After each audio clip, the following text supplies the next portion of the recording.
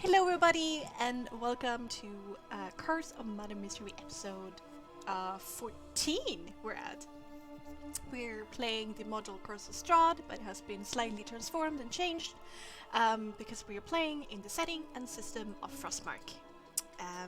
As always, there is a warning for gothic horror, gore and bad language. And with me I have almost my full wonderful cast of players. Sean couldn't make it today, but he is listening in and will be sending me messages if there is something specific that he wants Carcass to do, because of his significant other is having a test right now over voice as she's finishing her veterinarian degree, and so she needs to focus and not be distracted. But otherwise, I have with me Julie, who is playing Lady Lyra, the half-elf of Magus. Good evening, Julie. Hello. Hello. And then we have Nix of the Vistani, the Tiefling Bard, played by Adrian. Hello. Good evening to you. And just a little parenthesis here is that Adrian has a surprise that is going to increase immersion to scary levels that we are going to see in just a second. And certainly not least, I meant to say, is Sir Aspida, the Dragonborn Paladin, played by Aeronox. Hello! Hello. Yes. What happened last time? Our characters finished their business with the ghost, appeasing all of the three ghosts.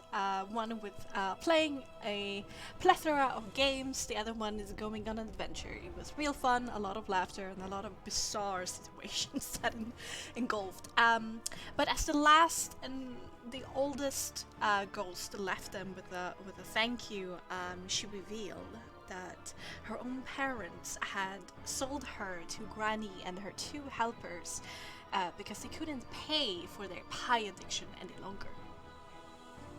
After clearing the windmill, they promptly burned it down, then met the Raven once more, who directed them towards the anomaly that was behind the windmill. As the Raven tried to persuade them to follow it, the party took their time, and the Raven grew frustrated and then suddenly started talking. In the end, the party investigated the floating, standing stones that were behind the windmill, took some rubbings of the weird, light grey, glowing runes, the infernal runes they could read, and there was like blood coming out of all the tips of the standing stones into a pool that drank blood and ate bats, apparently. Then the party continued on their way towards Vallaki. Illyria talked more with a raven, but nobody overheard this conversation, so everybody's still questioning if Illyria is cuckoo or not. And then, as they made camp, just before hitting Vallaki the next day, they were hearing shuffling and stumbling and stomping and moaning all around them in the trees as the raven is cawing frantically for their attention. And that is when we are going to carry on. Let's head over yonder.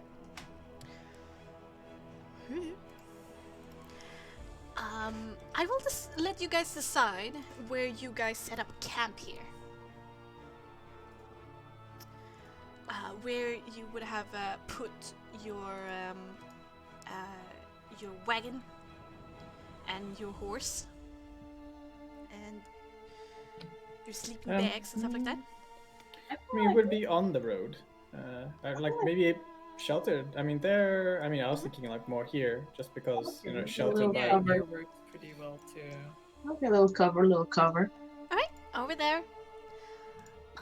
Shit, I don't have your wagon. I need to pop in here and copy the wagon. How from dare here. you? Ah! You can also put your characters on the battlefield, and Adrian, I want you to enlarge yours. I can't enlarge mine. You have to do that. Okay, I will do it then. Oh my god, I'm so excited. Just can't hide it. Alright. And I'm gonna put out Krakus. And now we're gonna put out Nyx. Alright, everybody, look at this. I'm very Oh, freaked out. oh, you rigged that. Oh, oh, he squint. I'm freaked out. I'm impressed. Look at him go. Oh. Keep going. Squint. Ah, there it is. Thank you. It's very cool. Ductwise is really cool. I'm very happy to have a techno wizard on my side. But let's make them normal size. They're not gargantuan tieflings. Whoop. Alright, and then immediately we are going to roll initiative. That escalated quickly, you know. Yeah. Let's cleanse this. Did I update my initiative? Did. I need to have up so many different character sheets. Oh my god.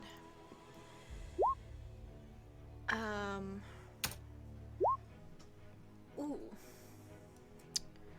I don't have Krakus character sheet, but I remember his most primary thing he does. +2.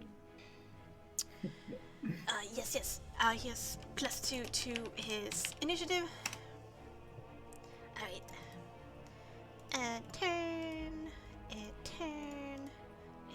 You roll a nat 1 on your initiative. That's what a. I have advantage, so it's Oh, you have advantage. Okay. Yeah, natural export gives me advantage. Alright.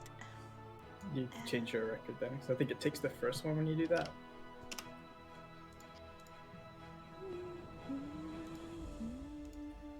Alright, and then we need S's character sheet. Yeah, you guys can change yours, Julie. I think Jeeps do it Yeah. though. I think you can fix yours as well.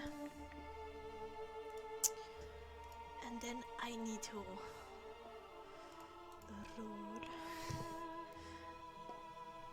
For the enemy. But I'm gonna do so secretly.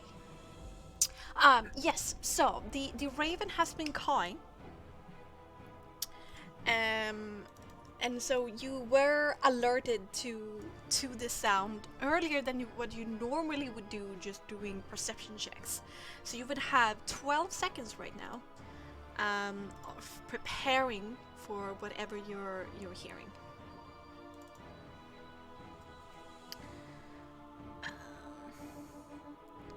And we can do that outside of like initiative. It does not matter to me in which order we do this.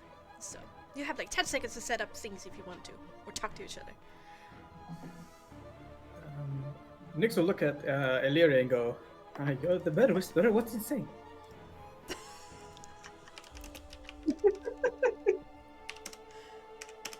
Hey Lyria, what does it say? I don't speak bird.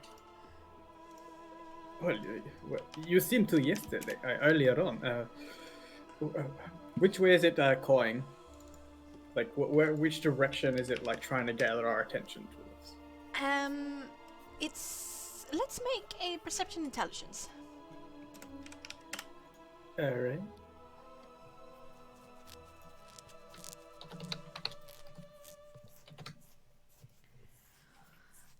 Oh damn. It seems to be coming from the woods on both your right and your left. We are surrounded. Protect the horse. And Nyx will like move close to the horse. I've got you, Boreas.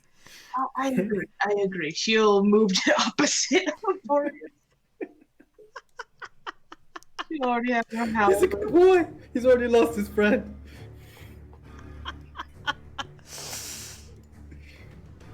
All right. I need one more thing to set up. Is there any spells or anything like that you wanna cast now? You can do that. Asphodel will ready an action so that the first enemy that pops up, she'll cast Hunter's Mark. I think Nyx is gonna reach into his bag real quick, and he's gonna pull out a scroll, and he's gonna like unfurl it and then read it out, and he will cast Bless as he reads the scroll. Oh, that scroll, eh? That scroll. That scroll. And he'll cast it on Asphodel, Illyria, and Ezzy. Izzy. Alright. And it burns away in his hand as he casts it. Alright. The stomping, the marching, the moaning of voices creeps up on you slowly, making their way towards your precision. There's weird sounds all around. I think actually Crocus could probably jump up on the wagon. Considering his weight, it would be no problem.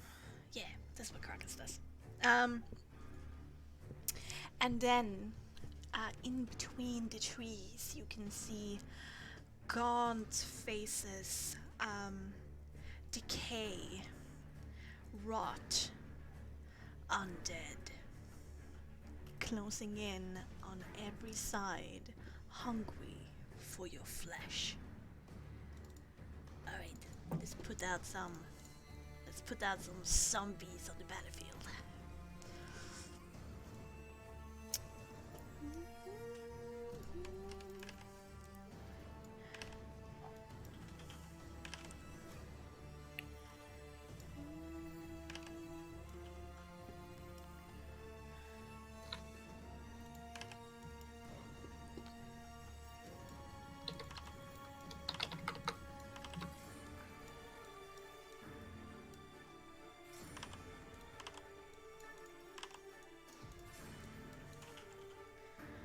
Alright, then top of the initiative order we have Essie.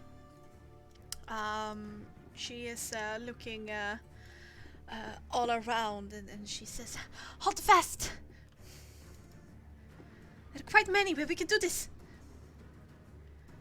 And I think she's just going to aim a firebolt, which is kind of her signature move, towards the first one that she can see closest to you guys. Let's do an attack roll. So those with Bless is a plus D4 Yes, to attack rolls or saving throws. that is a good spell. Do you have concentration on you because of the bless? Since it's a scroll, I will have to have it. Ooh. So I will add a concentration icon. It actually hits. It actually one, hits. that you don't have an auto fail if it's in that one. No, right. It's yes. I only looked at the result. Yeah, no, and that one is always a miss. But it should have hit.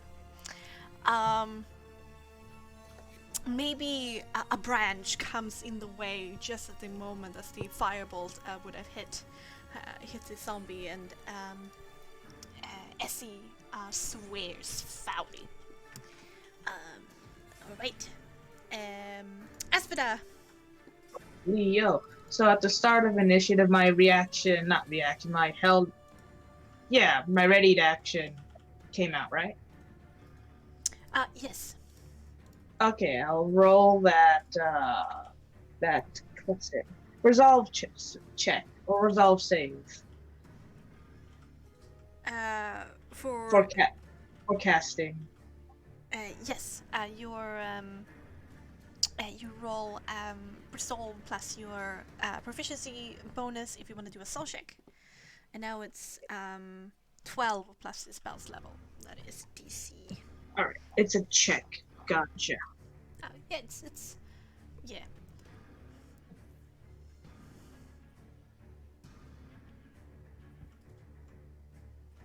It acts more like a saving throw, but call it a check. Oh, it's a save. Okay, then I can add my proficiency. Yes, yes you can. 13. Yes you can. Does that pass? Which level are you casting? First level, Hunter's Mark. Then it's just enough. Woo! I was a bit worried. I assume the first one she sees, since she's looking at the front of poor Boreas here. I assume this lad pops up first. So that's where the Hunter's Mark is, as that readied action. Then I'll have my full turn, right? Yes, yes you do. Cool. So on that lad, favored undead. So I get a +2 attack and damage. She gonna shimmy here. Because you have predatory ability. Yep. And she gonna attack from here. Bird favorite. Okay, first one. I assume that. I think that hits. Yes it does. Damn. Okay, 15 slashing. Oh. How does your attack look? So she just thrusts forward, aimed right in between the sternum. Right at it. Alright.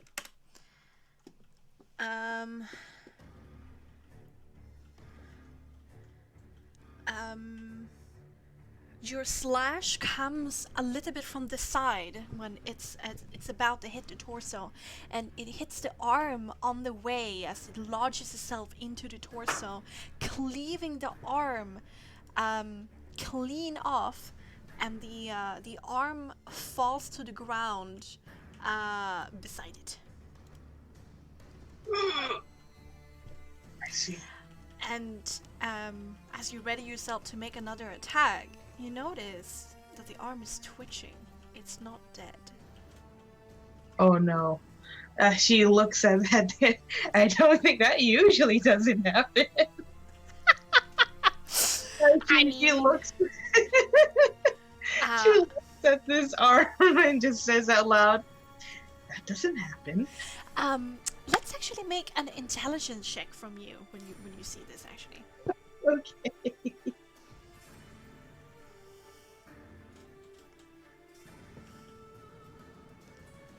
12. 12. Okay. I think that would be enough. You do know that since vampires are undead, there is a. It's not a must, but there are a lot of vampires who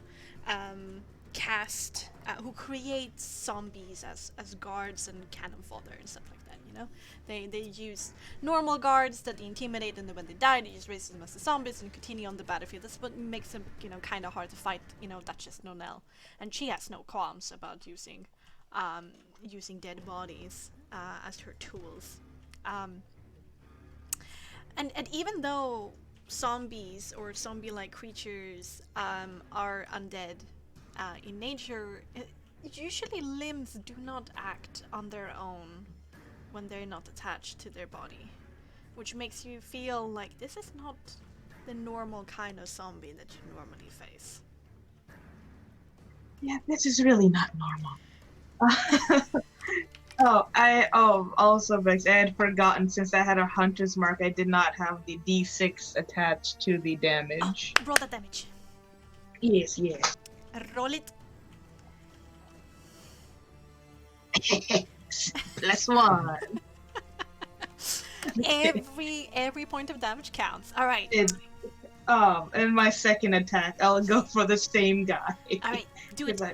Yes, I'm not gonna favorite Hunter's Mark. That's the button. Oh, the booty. You have a D4 as well. Oh yeah, because I'm bluest. Bluest?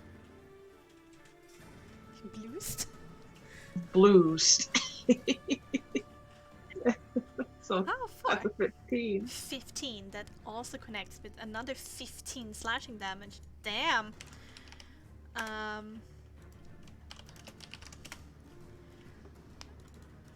And this time, your slash is coming from below, taking off a leg as you go. So it's standing there hopping on one leg with one arm. But it's still coming for you. It doesn't feel pain, doesn't feel remorse. It only has one goal in mind. Gotcha. She sees now the legs hippity hopping on its own, and she's just gonna go back here and say, I suggest burning everything. It's Burn everything. that ends her turn. Alright, cool. Then we have Krakas. He's standing on top. He has a good view of what is happening. He goes, undead! I should shoot them with my trusty bow.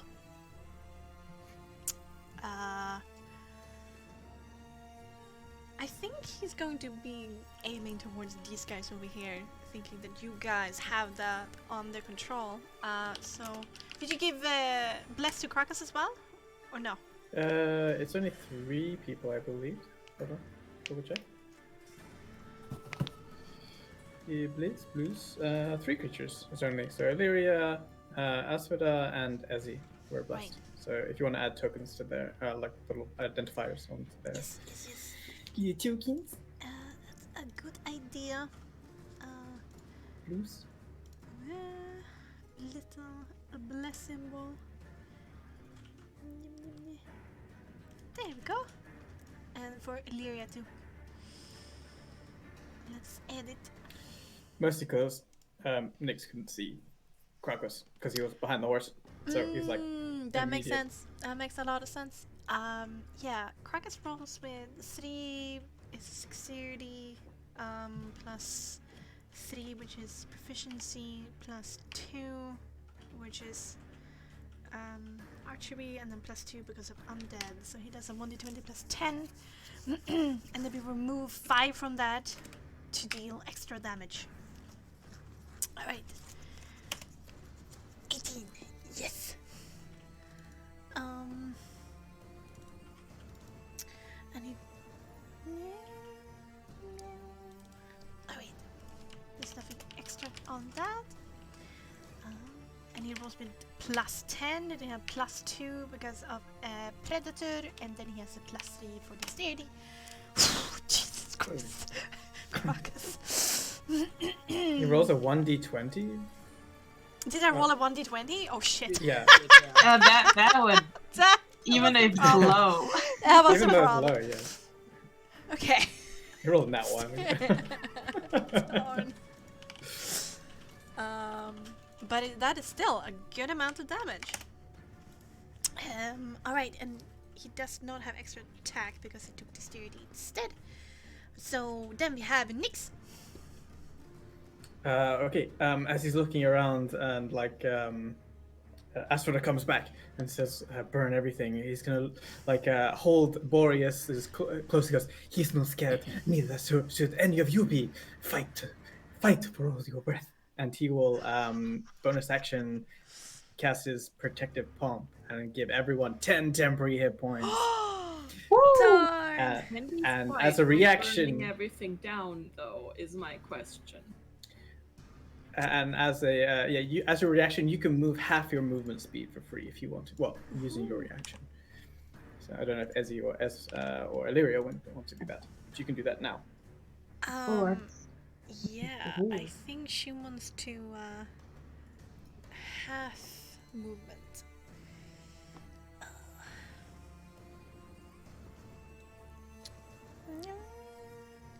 I think she wants to move to like intercept these people over here. Ready himself for that. There we go. Krakus is happy as where he is. I Okay, think but, Asphoda will be the meat shield, because now there's 3. She'll take that. She'll use her reaction to move half. So Okay. please slap her.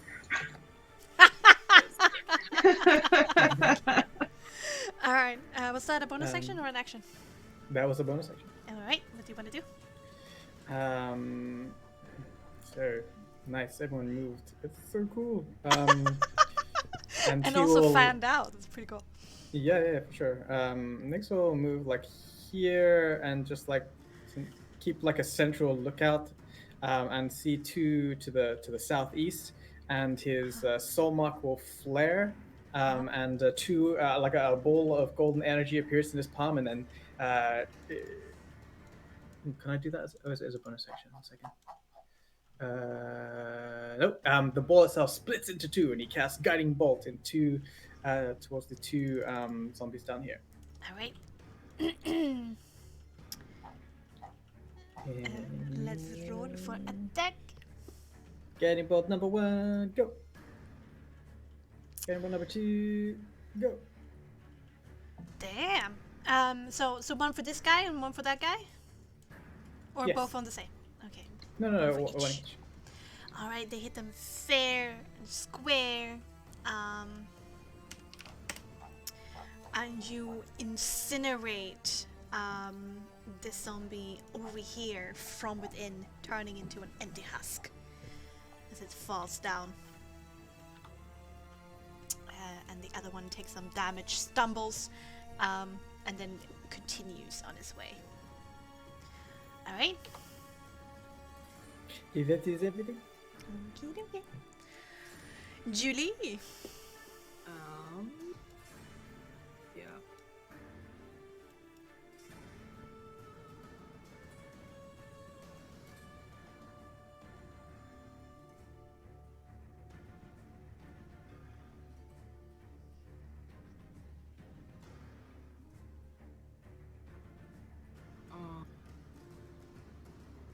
I assume if I use burning hands around here, I'm gonna start a forest fire. Well, not You necessarily. can burn Barovia. It's damp everywhere. Yeah, it's very Yeah. damp. If you just look at the map itself, this area seems to be exceptionally damp as well.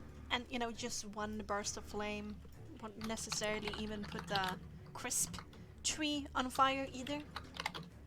So I think you're pretty Okay, fine. so it's a 3-meter cone, right? Oh yeah. Let's. I'm so excited for this. Why? Oh, for what? 3-meter code, like I want you to get in position, and you're gonna like just like burn all the zombies. It's gonna be great. Well, Okay. somebody said to burn it down. Burn it all down. Yeah, she did say burn it Yeah. all. Do it for Boreas. The horse, not the car. Actually, Boreas might want to look away for that, you know? I don't think we need 20 limbs moving around us.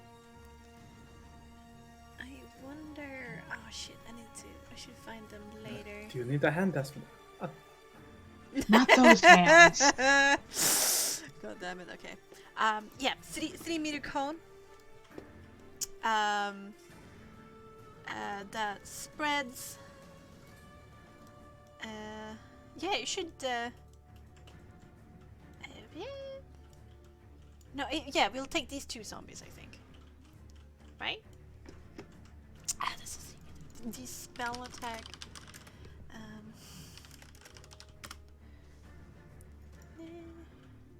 Are not the easiest all the time.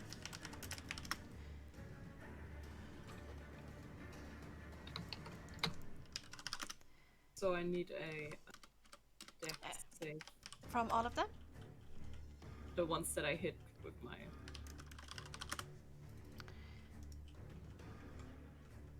burning hands, anyway. 3-meter cone. Yeah, it's 3 up and 2. Okay, so if you're standing there, you would only hit this guy here because it's there and then Yeah, there I mean, and then there. she's gonna move up, I just didn't really... Right, yeah. So it's 3 that way and 3 that way and then 1 forward. Yeah, so here it would be like that and like that and like that. Yes, here you would hit all 3. Yeah. Then, need a dex save from those three, and sort of like Righto. her soul, which is like on one of her hands, I think. Uh-huh. Sort of like flares up, and she stretches out her hand, and like flames out and is coming for her. You're a little bit low when you talk right now, Julie. Are you? Oh, I'm closing your microphone? sorry. But yeah, basically just her soul mark lights up, and like she just sort of like bathes those zombies in flame. Yeah. Alright, 1, 2, 3. The 15 saves. The 15 saves, and that's a half damage. Yeah, Right. 12 damage. 12 damage. Good job. I need to make a soul check? Yes. But not your own soul. That would be very sad. Look, it's bold of you to assume that I have one. Birthday. You lich. No, you lose one soul. You lose one soul at random. So this was a level 1. I guess Yeah. you're only using then a potency 1 soul for it. Yeah. Yeah, then you lose one of your. It's not like I have any other souls. Okay, I mean, okay. Alright. And after you, we have the zombies. Alright, though. Yeah, they're not the smartest in the whole wide world. So they're just going to be moving in. This one is going to go there. Boop. Boop. Boop. Look at that. And then these guys over here. 1, 2, 3, 4, 5, 6, 7, 8.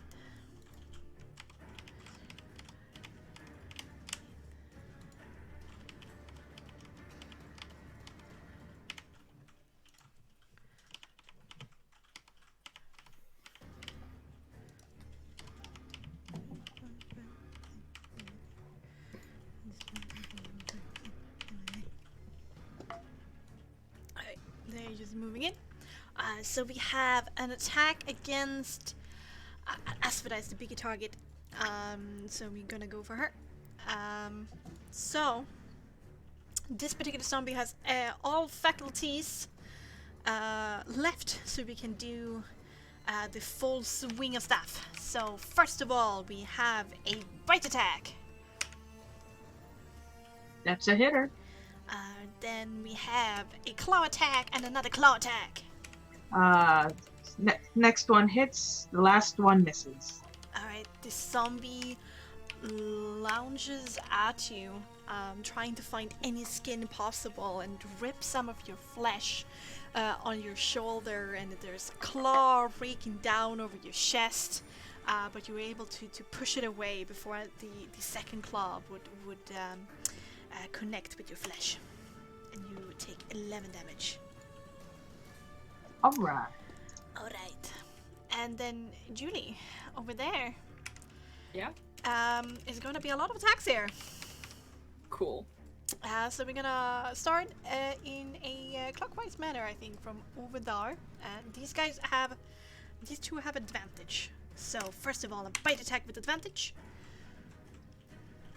16. Doesn't hit. What is your AC? 18. 18. Good to know. Okay. And then a claw attack. Yeah, that will be hit. And then another claw attack. Okay, so 2 claw attacks. Huh? Do you have shield? I have to parry ability from soul weapon. True. Do you want to parry one of these attacks? Yeah. Alright. Make a...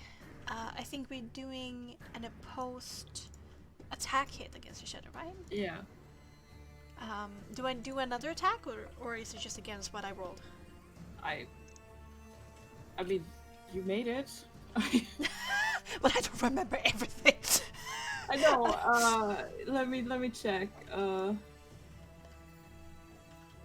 Roll an opposed melee weapon attack. If you roll higher than the incoming attack roll. There you go. Oh my god. Ooh! Okay, so you cancel one of them. Nice. So we Yeah. only have one claw. The other one you you basically take your rapier, like slap the hand away. Yeah. Like, don't touch me! Nope. How dare you, foul fiend. Oh, oops. So you only take that 5 damage from that dude. Then we have one zombie who do not have You advantage. muted, Bexxy? Oh, I'm You muted. muted yourself by accident. Oh, no. Is it back? Alright. Yes. Oopsie doopsie. Thank you. Yeah, so that was a bite, and then we have a claw and another claw. So only one hit, but it's a critical. It just hits you in the back, and you moan from the attack.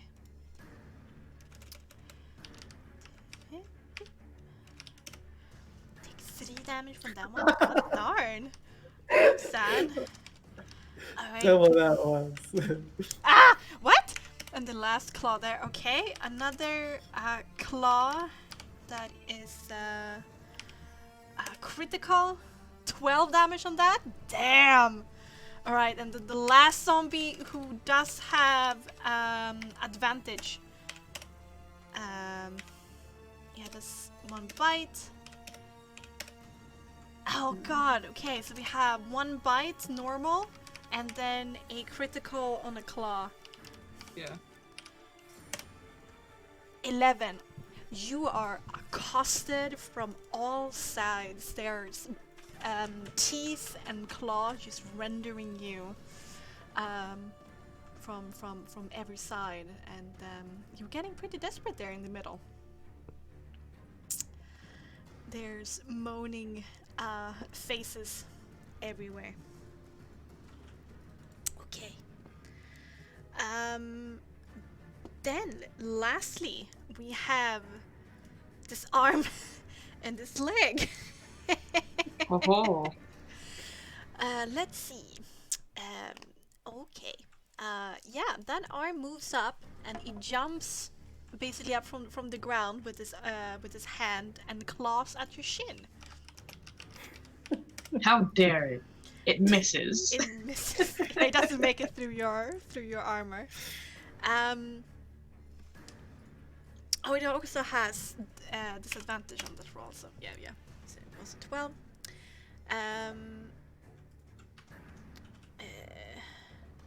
Oh yeah.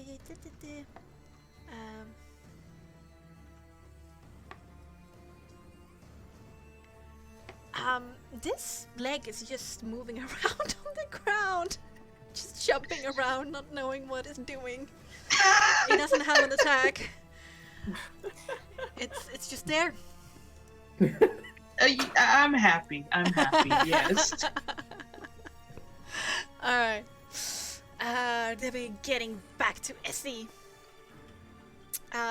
Essie is hearing like the what's happening over there with Illyria and looks into like this wall of like zombies incoming, and she shouts back, "Any strategies, guys?" Punch them up. Try your best. Yes, they're coming towards you. When they all bunch up close, that's when you should strike.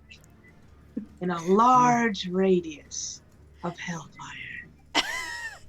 I'm hearing Illyria's having trouble. I will try to distract these people over here. Bloop. And she brings out her short sword and her hand axe that gleams in silver, and she's going to make 3 attacks.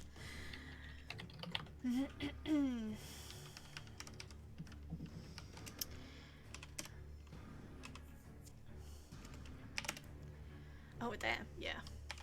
Yeah. What? Let's see.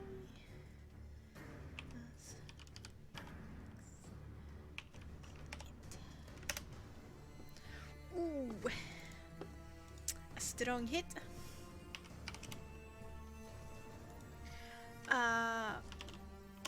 But she is dealing slashing damage with the axe,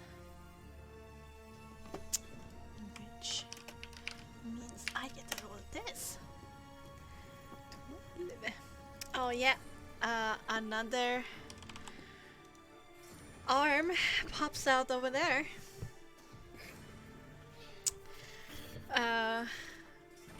Twitching on the ground, searching for anything that moves.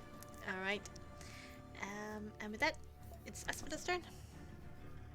Okay. Alright. Okay. So, I only have a hand and one Zombo. Aspida, she's gonna go after actual Zombo. Hopefully, she can hit it as hard as possible before it gets handy with us. Yeah. So handsy. This one has, keeps everything. Has everything. Yeah. So, all right. So, action. She is going to use her halberd, but also bonus action, so that when the attack hits, I will use the that ability. I gotta scroll up. Oh, yes, flanking. That would be nice. That would also would be nice. Flanking, cool. Okay, I have heard. I hear the suggestion. Fear, like not worrying about the foot nor the hand. She's going to flank this away. Okay. I'll Alright, take you that do attack of opportunity. Alright. I will be rolling twice. 6. That's not hit. Yeah, it's not hitting anything. Arms just flails after you like a fish on dry land. Yes. Alright, so bonus action roll champion of the realm to get a D8 force damage on my next hit. Alright. And I'm gonna thwack this lad. Thwack. Yeah, the Thwack. oh wait. Actually, I'm not gonna use that bonus action champion of the realm. I'm gonna use it instead to slap my hunter's mark onto this baby. Just realized. Right? So hunter's mark on that baby now. Yeah. And I will attack twice. Let's see. Do it. Doing it. Favored. Frosty. Not Frosty. Favored.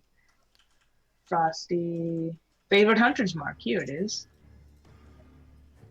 Alright. 17. 17. Slashing. A good hit. But I get to do this.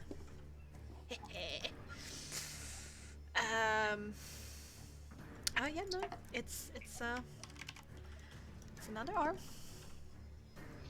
that you strike loose. Like these guys are riggedy. They're somewhere in between zombie and skeleton. There isn't much meat to them. Okay. And she'll attack it again, hoping that this could end it. Oh, okay, here we go again. The favored hunters. Crit! So 17 plus 7! Damn! Yeah, you slash through the zombie in two, and it falls to the ground. But you might also do something else to it once you do that. Let's see. Yeah. And on the way, no, not an arm. Go away. I want you. You create a leg. Ah yes, the useless leggy. Yes. Hip hoppity hop around. But the main body falls to the ground and does not move. Alright, and Aspida she'll take another attack of opportunity from that hand to move over here to prevent it from hitting Boreas. Oh, actually, I have to be over here. Oh wait, no, that one already used its reaction, so let's go.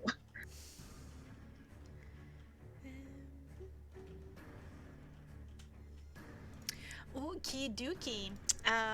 Then it's Kraka's turn. With sharpshooter, he's really good at hitting stuff. So he's going to look over to Lyria and try to save her in the predicament. So he's going to go for that dude over there. I don't think. No, it doesn't really him. He'd still be. Yeah. Using risk and reward to snipe the dude. 10 actually makes it. And he rolls that, plus that. Ooh. The arrow flies through the brain of the zombie and just falls back down, dead immediately. Its eyes rolling up into its skull. Twitches a little bit on the ground, but then eventually stops moving. And that's Kraka's turn. Nix.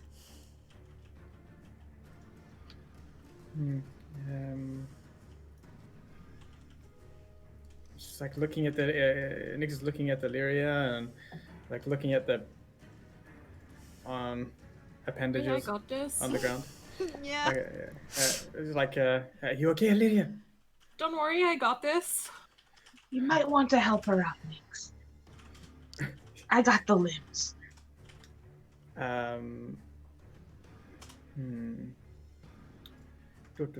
Okay. You've got this, Lyria. I guess. For now, I'll be back. And can he like move through like here? Like he wants to go. Like, can he go underneath the neck of the horse? Here, or does he have to go over it? Or can you go through Asphodel? He can go through Asphodel. Okay. 5, 10. Oh, 1, 2, 3.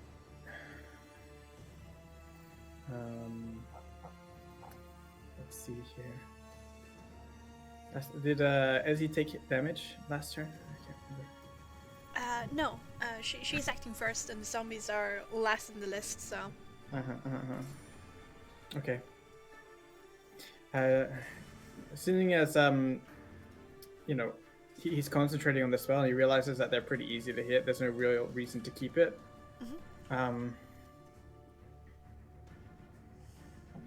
He's going to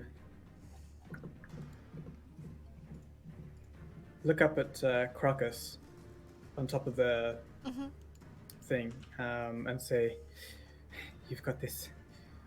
I believe in you." And they cast a Bardic Inspiration on Crocus. Nice. For so he gets bonus action. 1d6. 1d6, yes. And as he's doing that thematically, I know it's action economy, but thematically he's doing that. You can see his soul mark kind of glimmers like a pale blue, like a flicker. And then he looks over and he's going to hold his action to call the searing light of the moon and cast Moonbeam at 3rd level. When all the creatures are going to be around Ezzy. I see what you do. I see you. And I appreciate. Okie dokie. That's your turn? Yep. Alright. Illyria. So, as a bonus action, I will give myself +2 to my AC. Nice. You might need it. So there's like this faint sort of like shimmer around her again, and she's going to use Martial Arcanist and you know, dab away. Alright, remember that your spell attack gets an extra -1 because of your extra attack. Yes. Good. So that's 1. Alright, and who are you attacking? Let's say this one. Alright. Second one. Yeah, roll all your attacks and then add your damage together. And then the shocking. And you have a rapier, right? Yes. Okay. Oh damn, yeah, all. Just add your damage together. Okay. So it feels good. Seeing that Plus big number. 2d8. I think that's correct. Ooh. Oh my god. Oh my god, how do you get Ooh. 14? Well, I mean, I have 2 attacks, right? And those both add the thing, and I get a +2 to damage from Oh, you just the bundled together. dual.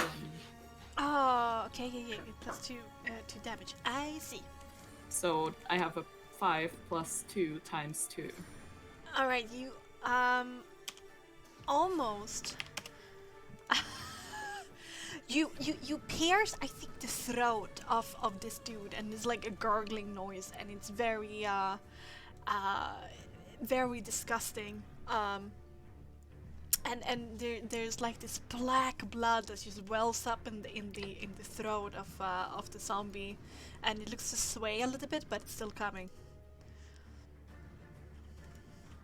All right. You. Yeah, that's an ew moment. Oh wait, it's my turn now. All right, let's start with Deliria up here. That one just moves over the corpse to attack you. So we have a bite attack. Then we have a claw attack. Now your AC is 20, right? Yep. Oh damn! All right. Oh, The second claw attack indeed hit. And so 11 damage there. Then we have the dude who does not have advantage. So bite, claw, and claw. Okay, and then the dude with advantage, last one. That was bite. Second one is claw, and then another claw. God darn it! You're sidestepping and dancing between these new zombies like you're pro, but your armor helps a bit too. And there's like a slight shimmer on top of your armor too, helping to deflect some of the blows. And you go unscathed, except for one attack. I'm not sure 17 is unscathed. It was 11. 11. You took 11 damage. Oh no, that's her. That's the HP she has left. Oh, you have 17 left? Almost there. Almost there. Okay. The legs actually have an attack, but they have a prone. Kick your ass. They have a prone thing, which they only can do when they are in your square. So I needed to do a dexterity saving throw here, Aspida. So the leggings can undo me. The deck save, but let's see this. That was a lot of text. I had to go through quickly till I found it.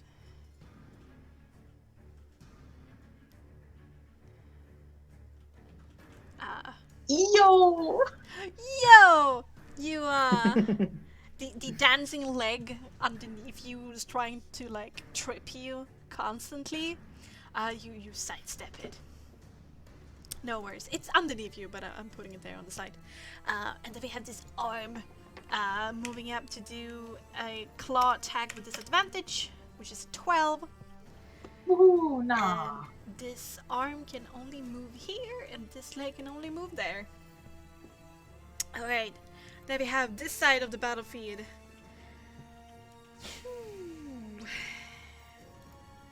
Yes, since Essie came out and basically made herself a target, they are going to swarm her. So that one will be able to attack the this one will be able to attack these guys. I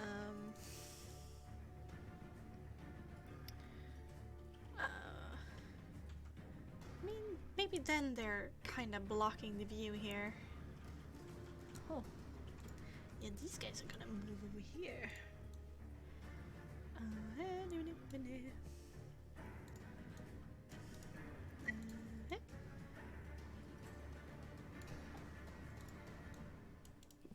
Alright, and then we have a bunch of attacks on Essie. The moonbeam will happen first. Alright, yes.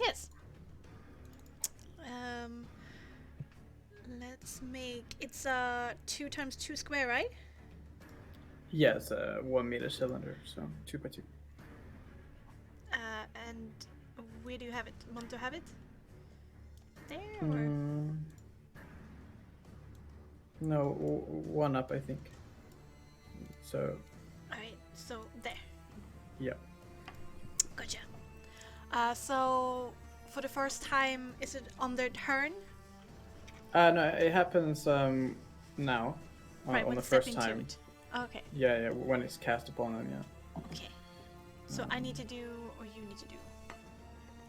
It is a dex save, It's a dex I save. believe. No, vitality save. Oh. So vitality save. And it is going to be half for this half this damage on a save, radiant Alright. damage. I'm going clockwise. Oh. So strangely, the arm succeeds, I guess, because you don't have a DC of 16. I do have a DC of 16. You do? Oh, but it meets My it. spell DC, it meets it, yeah. Yes. But the other 2 fail. So, and it was 20 damage. Damn. Yeah, this one falls apart.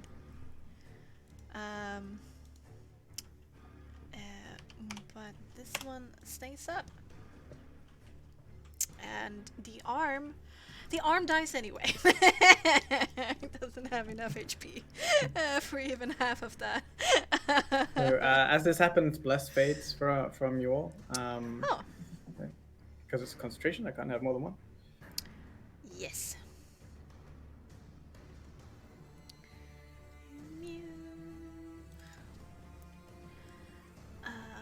Alright.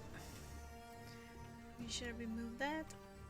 And you can decide who it affects. Does SC have to make the saving throw as well? I can't decide. It's just there. Alright. Then SC has to do the same. But vitality save, yeah. Let's do that with a +2. I mean, if she's a shape changer, she must instantly revert back to her original form. She turns into a half-elven woman. She's Strahd. No, she takes 20 damage. Oh no. Okay. You're Just like, imagine okay. those Strahd all along. It was the necessary thing. Like he had this thing in the back of his mind. Just in case. Yes. But Essie screams and then she curses your name. I was standing here! Couldn't you have aimed someone else? sorry. And then we have the 2 zombies, some boys, who have advantage. I need to double check what is this, see? Alright. So that's a bite. Oh god, that's a claw. And that is indeed a second claw. And so she takes 13 from that too. Oh my god, she's repeating here. And then the other some boy.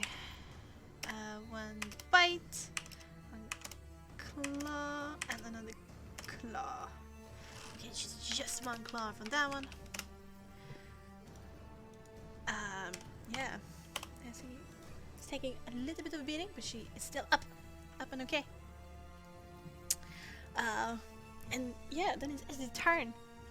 She growls low in her chest, and she says, "You won't be the better of me."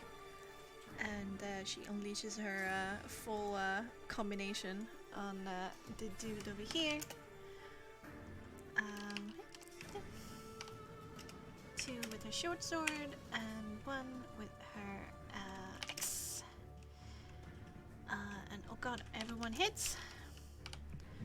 There's a lot I have to roll this game. Oh my god. Well, when you have all of these zombos and then the limbs. I'm trying as fast as I can. I'm sure the limbs seemed like a cool idea when you came up with it.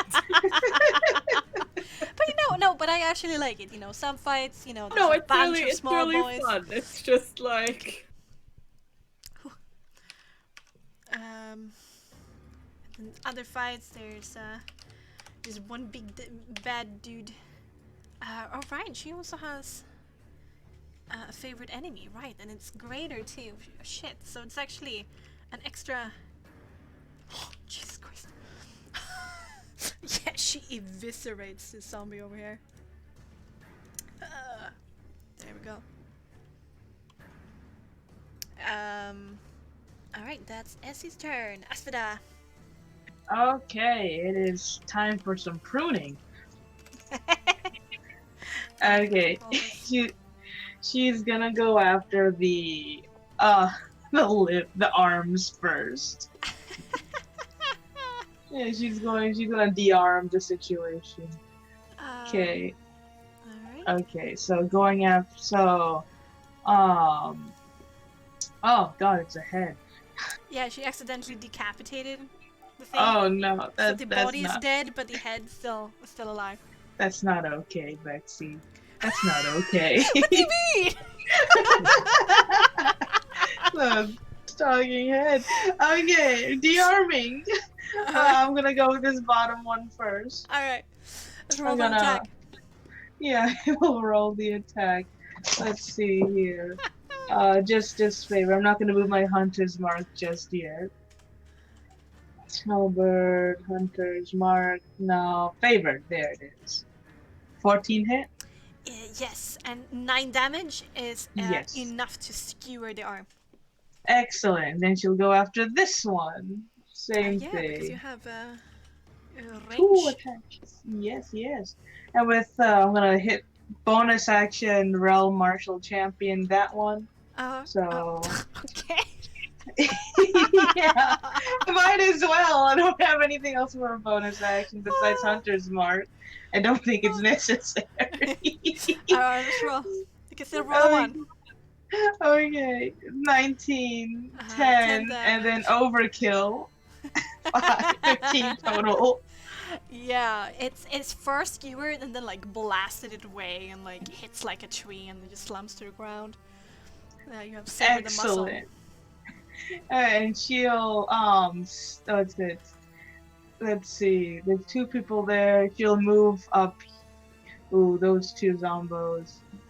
She's gonna move over here and shout out, "I believe in you, Illyria. And I think you'll do just fine." Oh, fuck. I got her back, says Krakus in his weird voice. Yes. So, when the shooter in the back now. Can you add the 1d6 onto a weapon attack? Yes. You can. All right, then I'm gonna do that. 14. Yes, it does hit. 1d6 plus 3 plus 10 plus 1d6. Oh no! It lodges itself into its skull. And for like a second, it looks like it's about to fall. But there's just parts of its rotten brain that it just keeps on going. But it's holding on a thread. That's 1 HP. Alright, Nix.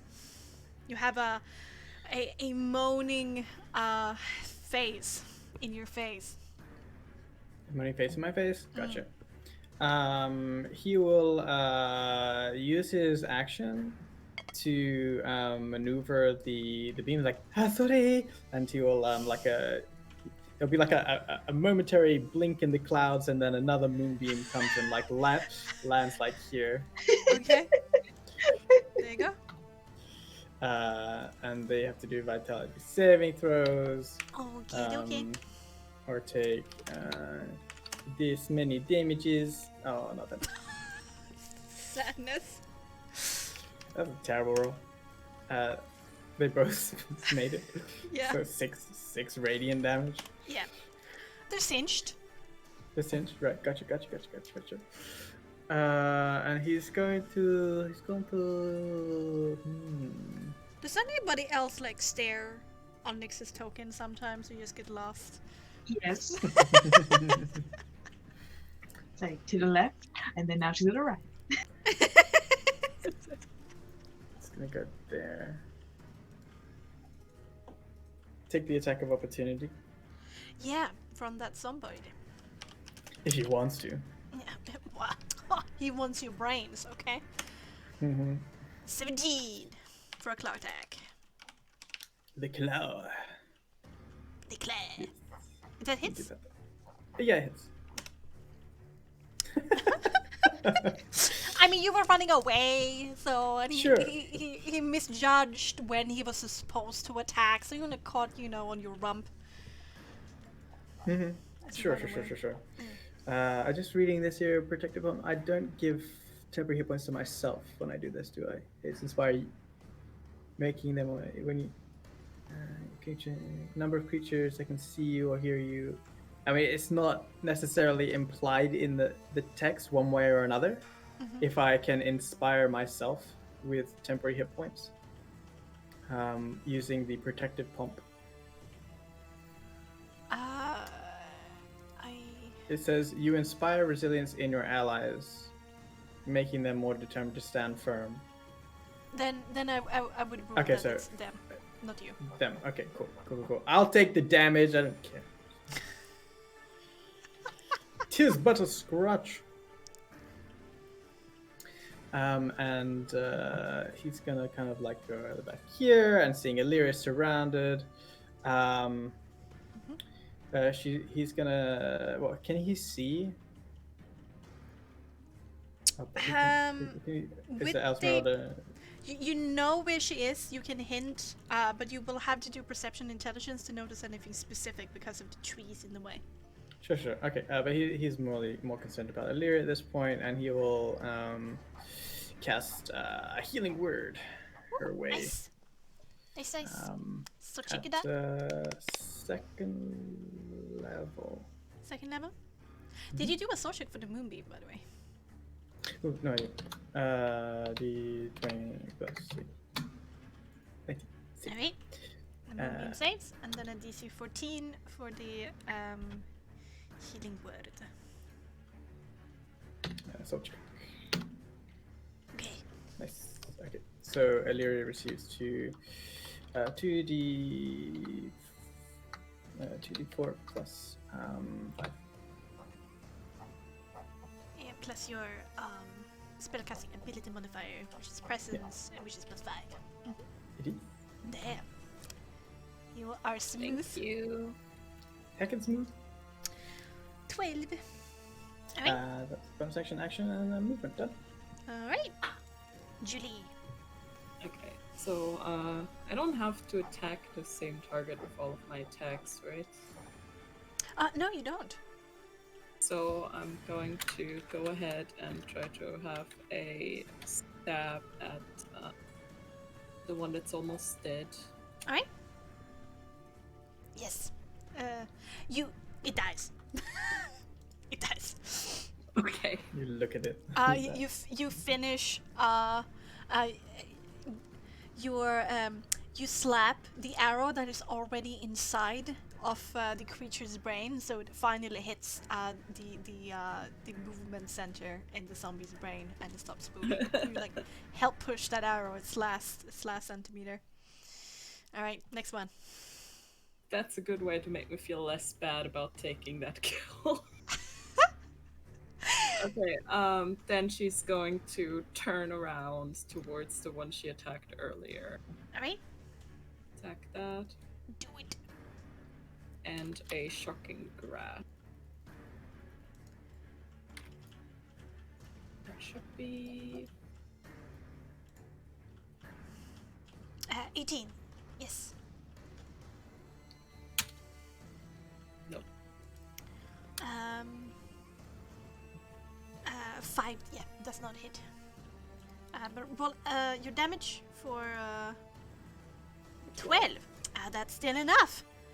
Another good pierce. Makes And then it she's gonna stop turn moving. around to like Nyx and say, "Thank you." Nice. You got this. Alright.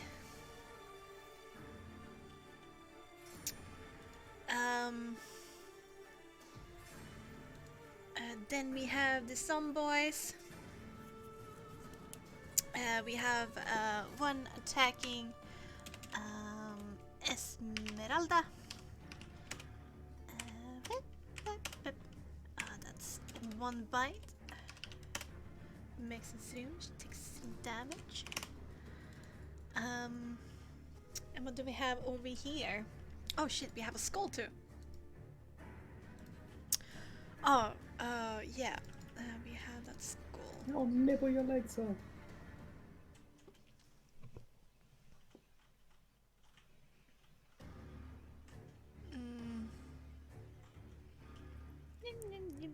Yeah, basically that.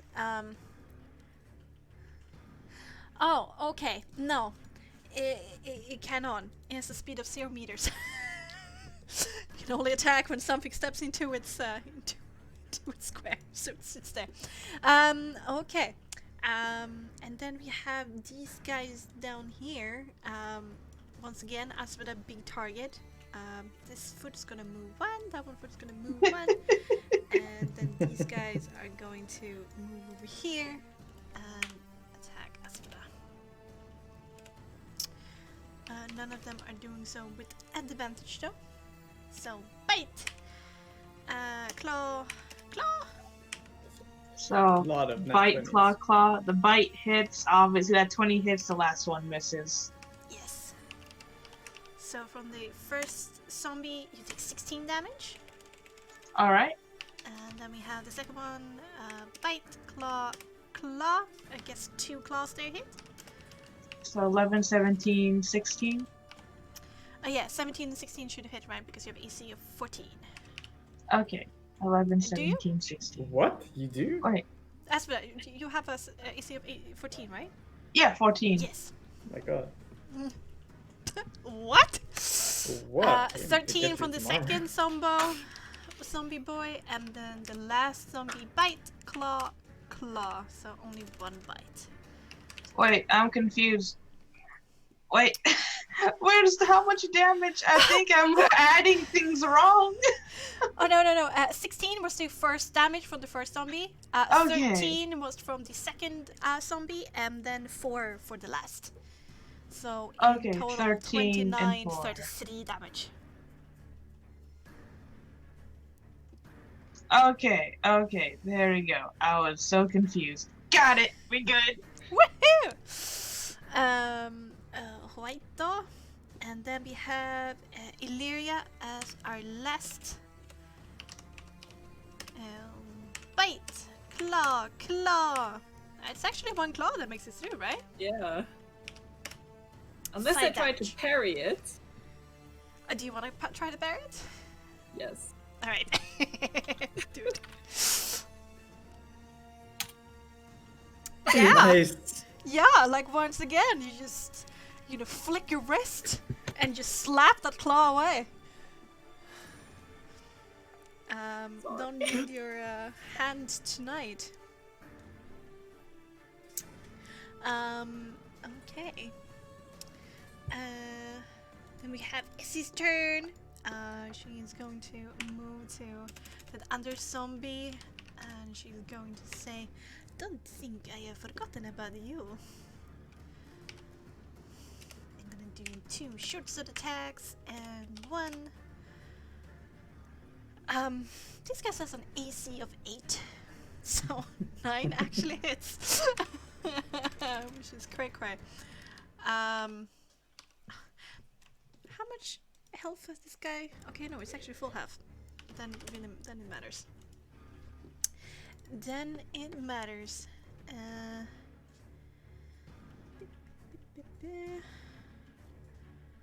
So it's 1 plus 6 plus 3 plus 2 plus 8, and then we have additional 12. Oh my god, she one-shots it! It had full health. Well, she didn't forget about Ooh. you. No. Apparently not. Like 2 quick stabs in the stomach and the axe coming down after. And it was a 4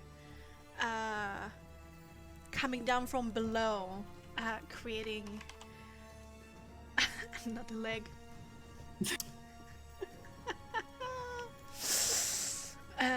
Okay, and before Esmeralda's turn, Illyria, you can hear something rustling in the trees, and you see another you see 2 piercing yellow eyes that sits in a pale white face with black hair, half elven kind of stature and ears, with his hair pulled back, the top hairs into a small ponytail below. A bastard sword gripped in 2 hands, raised over its head with a battle cry. And pieces of tattered chainmail. This undead looking fellow is armored, and there's a glint of intelligence in its eyes. Where do we have you? So I can how it looks. He's huge. Oh no. We screwed. Like, sorry, Boreas. And it doesn't have enough movement speed, but it's like racing towards you with this bastard sword in full swing. All right. As for that. Alright, good. This is rough. But okie doke. So, key doke. We gotta check something. I see. Okay. As for this is unfortunate situation. And then that guy just came strolling in. It's like, ooh, it's rough. I'm thinking, okay. Alright. She is going to bonus action Hunter's Mark on this guy here. One directly left of her. And these limbs. And you know, she's gonna try something different. She is, instead of attacking twice at dealing slashing damage, I think she's gonna go with a single attack with the Frosty Blade. Okay. Maybe a different attack damage, perhaps. Well, does it convert all the damage into cold damage, or? It doesn't. That's true. A good Hail Mary, though. We're gonna try it for it. Okay, so Frosty favored Hunter's Mark, the whole shebang. Holy shit, yeah, okay. On this one, Halberd Frosty favored Hunter's Mark. Alright, we're trying for it. There we go! 23! Yeah, 23 damage. You took a huge chunk of its HP, but it's still standing and it's still slashing damage. Yes. But thankfully, it's just A a foot. foot. That's right. Foot. It's just a foot. Oh, just a foot. Okay, that ends her turn as she protects Boreas from 3 zombos and 3 feetsies. Okay. Right. Crocus on top of there. Yeah, I think he's going to turn more towards Aspida here because she seems to be in a bit of a pickle. And I think he is going to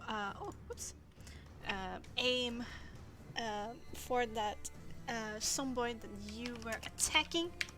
Happen to pick people off where he's standing. Yes. Hold up.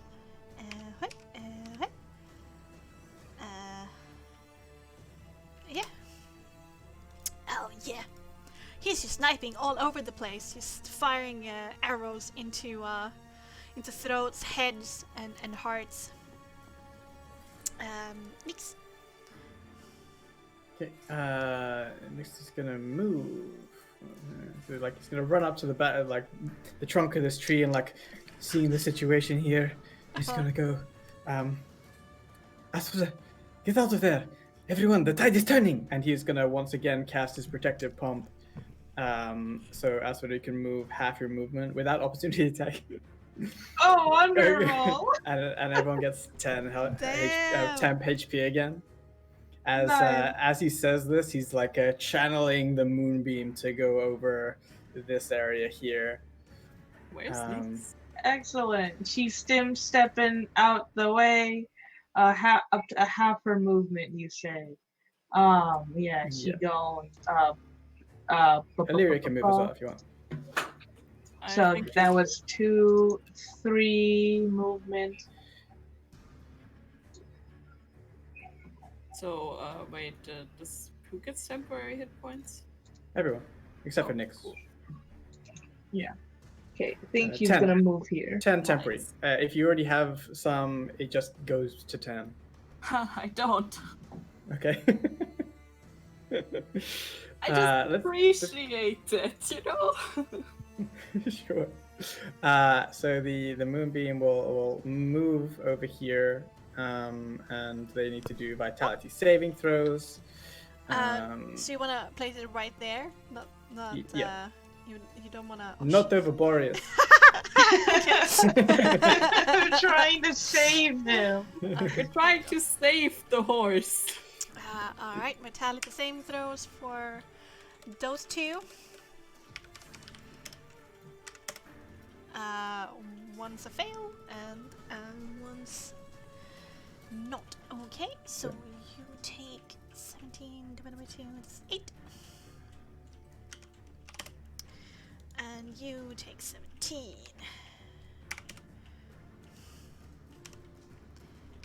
That's a really nice spell right there. Mm-hmm. Did you roll a concentration check for it when you got hit in the ass? Oh my god. What's this vitality? It's a resolve. resolve. Okay, so I think it's like a +0. Oh, so, yeah, it's +0. Oh no. Oh no. No! Actually, that never happened. God damn it. Oh, if that never happened. You can still move. You still got the temporary hit points, but if it failed, that's okay. Okay, Instead, if that never happened, she would never move. well, you mean for if you didn't see the moonlight coming? Well, the moonlight was also after you moved. So Yeah. Okay, let's back up. So what are you gonna do next? Okay. Because the whole situation was to get her to move out, then move the moonbeam over. But apparently the scratch. Why didn't I shield? God damn it. That's okay, no problem. Since we got a big boy anyway coming in, he's not concentrating anymore. He's usually uses bonus action.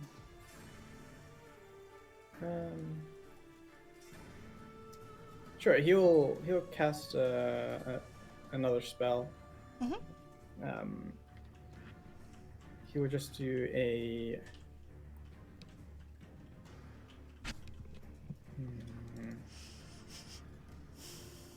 Just find it there. He's got it. He will, like, as you run across, see the big guy coming, and he'll use first level spell slot to cast Guiding Bolt at the boy that's coming in, rushing with a great sword. Look out, that idiot! Alright.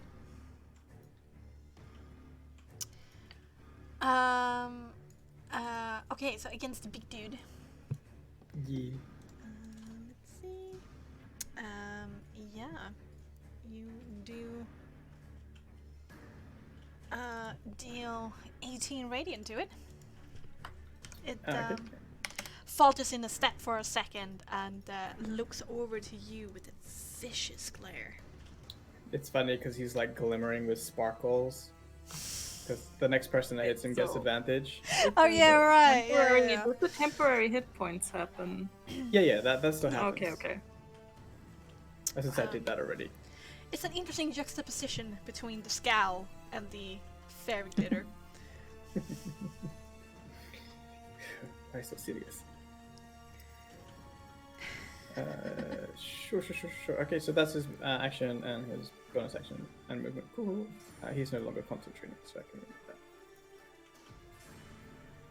That's it. Okay. Then we have Judy. Illyria will try to deal with the one in front of her.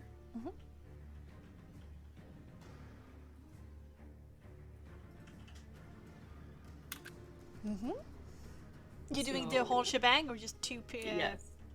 All right. The last one. That's. Oh no, that's three. That's three. Yes. All 3 hits. So add all the glorious damage together.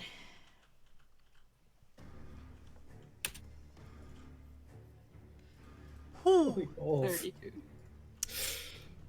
You take it down. How does it look when Illyria cuts down the zombie?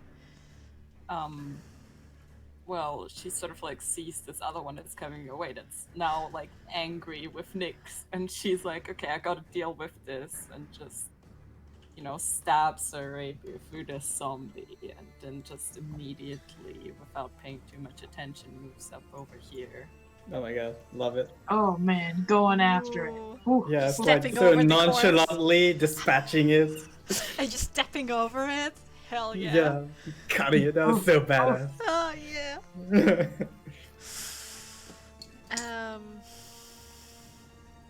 That's her turn. All right.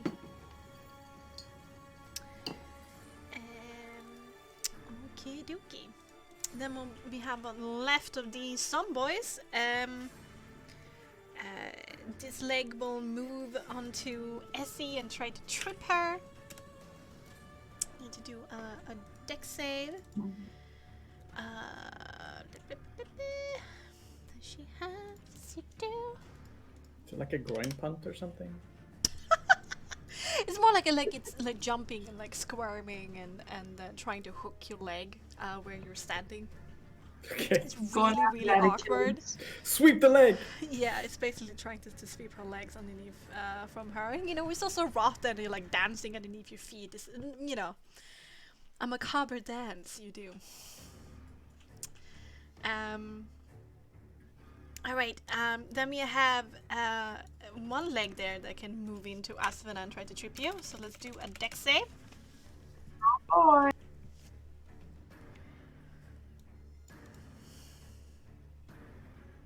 Oh no.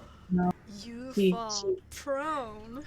And that means that my attacks have advantage.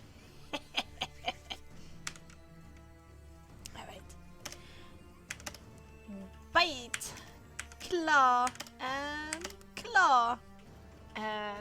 One bite It's, and one claw. Oh man, it's going by so fast. 3 of them misses. At least, so 3 hits. One by one claw hits. Yeah, 1 by 1. Yeah, so the first 2 is the bite. So that's Okay, 20. okay. The second two is one claw. Both of them would have hit. And the last one is second claw, and none of them would have hit. So, Wait, one so bite I'm and sorry. one claw. I'm like, it's so many numbers. So 20. Okay, 20 is the bite. Then 18, 21 is a claw. Yeah, and Yeah. then Okay. the last one is the last claw. The Because they 13.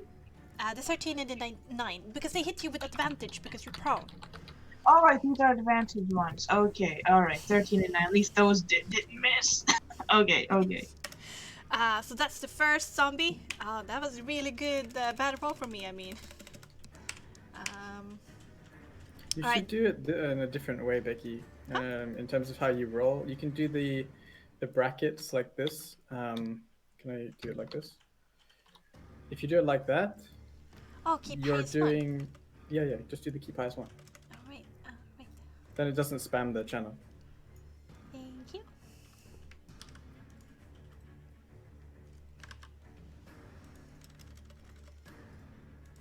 And then I can add the 3 in there. That's the macro. I think you probably have to do it with. Yeah. Yeah, nice. Thank you. Oh, So one There you bite and go. one I'm claw helpful. again. 9 damage.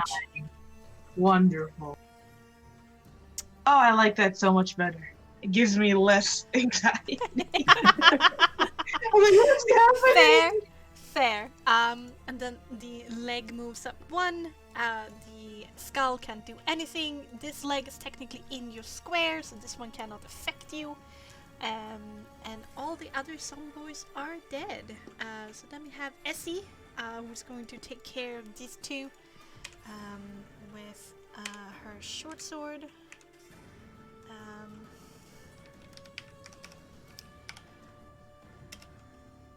Oh no! Alright, then she also had to use her axe.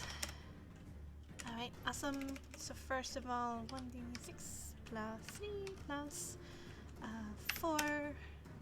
Yes, and the other one has 4 plus 4. Oh, nice! Okay, she takes out both of them. Just skewers and hacks over here, taking down everything. A little bit like stressed look on her face of like, oh, slimy things, get away! And then she moves to help.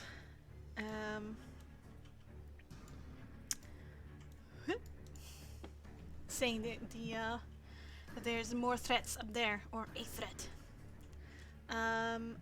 Alright, now it's the big dude. What's the dude?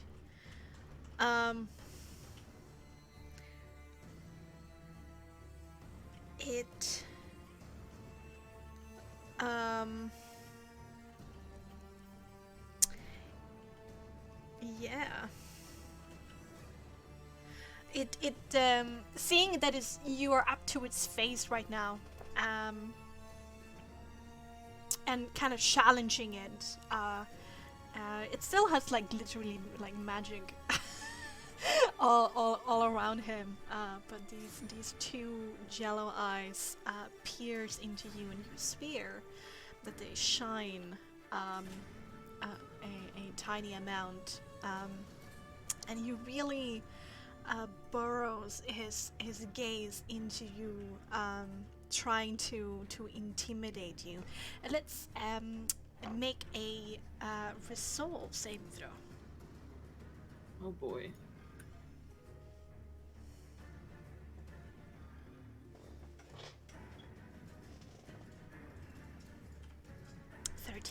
Okay.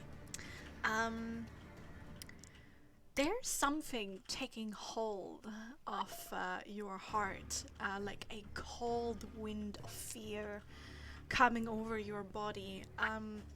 You're paralyzed right now. Oh great. Oh no.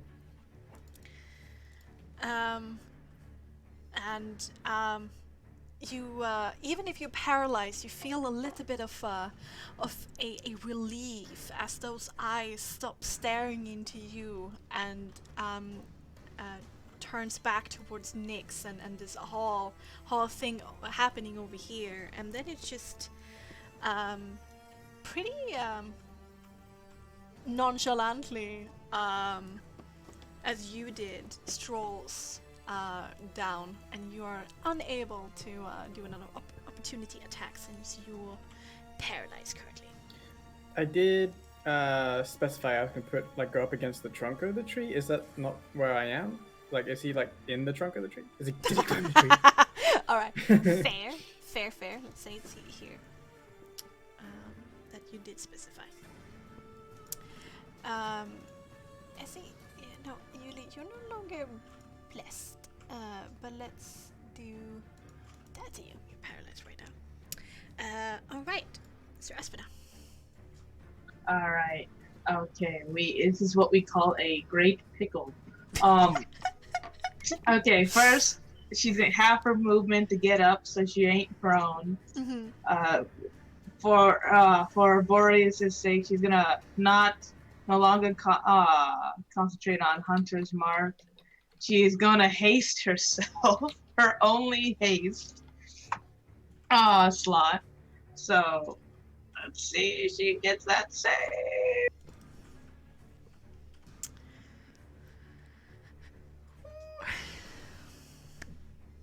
Soul stays with me. Yes, they do. Her action is that was her action. Mm-hmm. She has her hasted action. Her AC increases by +2, so now she has 16. Damn. Marginally better than 14. Mm-hmm. And from there, hasted action to attack. What's it? Yeah, attack this one down below her. Okay. Yes. So let's see here. Halberd favor. Oh, does the 13 hit? A 13 does indeed hit. They have 8 Woohoo! as an AC, so. Excellent. So That does do. Yes. 16 damage.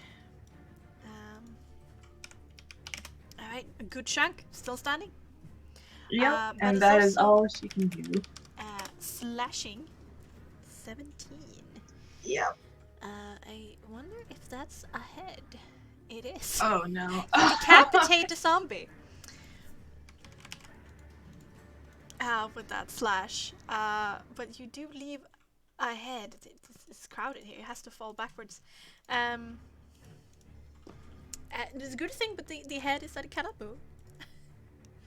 Yeah. Can't do the bite attack anymore. And now this zombie can't do its bite attack anymore. Indeed, it can only do its 2 bite attacks. Claw attacks. All right. And she goes up, calls out to Crocus. What's going on the other side? I hope not much trouble is happening. There's this big dude. I don't like the sound of that. And that ends her turn. Alright. Oh god, there's a bunch of stuff going on here. Yeah. I'm sorry. Mhm. I forgot. I still had a bonus action. Oh, let's do that. Yeah. Can the bonus action apply to the attack for a realm martial champion on a hasted action to attack? If realm martial champion says you can apply it to an attack, then yes. Yes. On the wording. Successfully hit that creature with a weapon attack. All right. Yeah. I'm just gonna add a D8 for it. Alright. Here we find ourselves here again. Alright. All the hype, none of the delivery. That still hits for Krakus. What's he hitting? He's hitting. It's kind of like 2 timing with Aspida teaming up, so it's gonna take down the one Aspida hurt. Oh no! This one is looking really rough, but it's still standing. Okay, Nyx.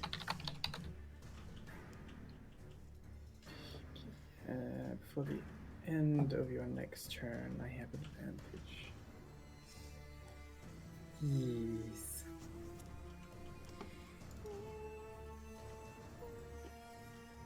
I had hoped Krakus to shoot the guy. It did not happen. Give myself advantage. I don't care.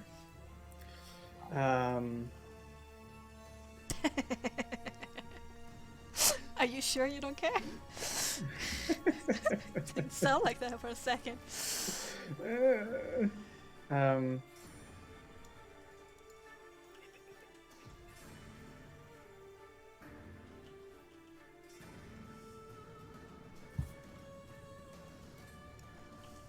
He's going to. God. He doesn't like being up close to this. He goes, "What are you doing?" And he's gonna like run back over here. All right. There will not be an attack of opportunity. Okay. So as he's kind of like going there, he's gonna like continue to run back, and as he's running, he's going to cast another guiding bolt at the creature. Mm-hmm. With advantage. All right, do it. So guiding bolt here is also natural 20. So so the damage is 8d6, so it's doubled. So it's you can either 20. You can double that to 20, or you can roll if you want to. Oh, I'll re-roll it. Another 46. It's so much more fun to roll. Yeah. So okay, 24 damage, 24. but I lose a soul. I think. Yeah. Yeah, you had the soul check of 11. Yes. Indeed. And he's once again still glimmering. Well, so this is what happens. Like, you were standing like face to face with this intimidating, undead-looking half-elven man, and those yellow eyes was piercing into you, and it's like a scowl on his face. It didn't seem happy that he was attacked, and when you turned and run away, his eyes nor his sword did not attempt nor tried to follow your direction. Instead, he kept his eyes in this direction over here, but as soon as he was hurt once again, the head whips around and stares at you with a glare. Alright. Julie, you're still paralyzed until the end of this guy's next turn. Oh, I have a bonus action still. Oh, sorry. You do that? I do the thing because I have a lot of bonus actions. Don't want to squander it. Weird flex, but okay. Sure. Seeing as like Julie just like not Julie, Illyria, just kind of let him go as he's running, like the only real sort of line of sight kind of thing. Because he's gonna be standing like that with the back to you and just like completely stiff in her place. He's standing there, yeah. So he's gonna like shout over to her, like as it's all happening at the same time. He goes, "Get in the game, Illyria!" and throw a bardic inspiration to her. You gain a bardic inspiration, but you cannot do anything with it yet. I'm still paralyzed. Yep. No, I know, but you can use it for your saving throw. So. Yes. And then we got the zombies. Another trip check. As for that, make me a dexterity saving throw. Got it! Oh boy!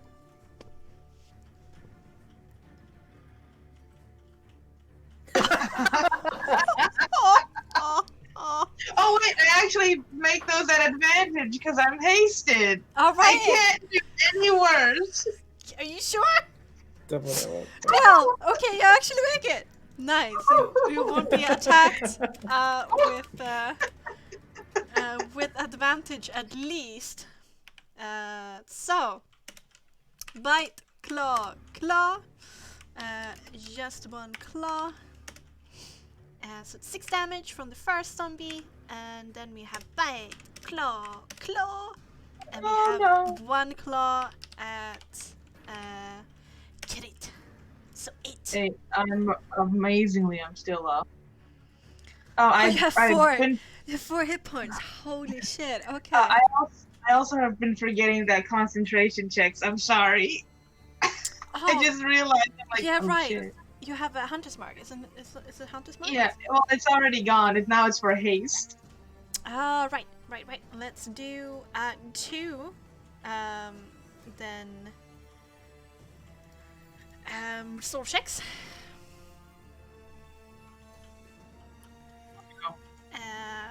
You have to Yeah, fail no. for the You first one. it's Yeah. 10 or half the damage taken, whichever is higher.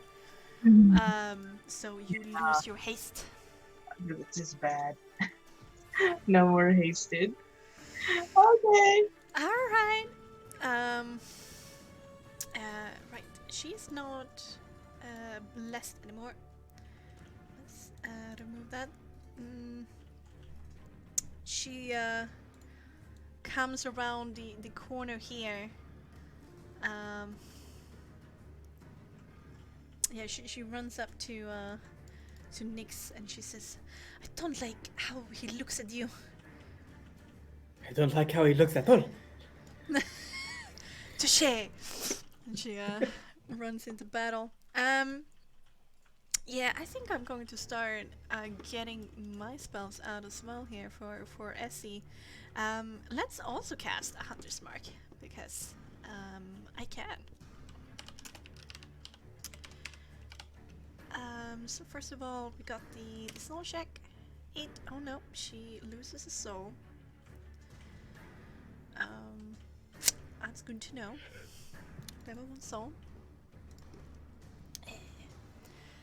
And so it's Hunter's Mark, so extra 1d6 damage. And then she's going to lay in on him with her short sword and hand axe. First one at advantage. Right.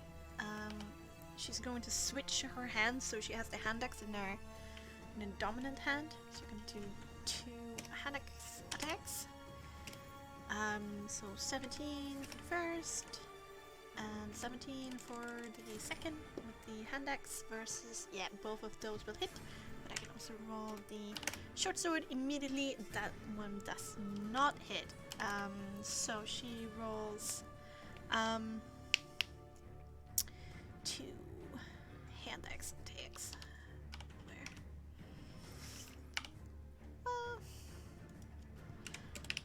And Hunter's Mark deals extra damage for each attack or just once per turn? Asfida. Come again? Hunter's Mark, does it deal extra damage once per turn or each weapon attack? I believe it's each weapon attack. Let me I scroll also down. think it's each attack, Yeah, but I think so too. What? Oh, and then she also has an extra 4 on top of that, so 24 damage. No, an extra 8. Because it's times 2. Yeah. So, 28 damage. Damn. He's been taking some hits. Alright. Yeah, and now it is the armored undead's turn for Asfina. Okay. His gaze immediately falls upon Essie, who is standing in front of him and just laying into him. And he growls low in his chest. Perish. But way more growly and scary.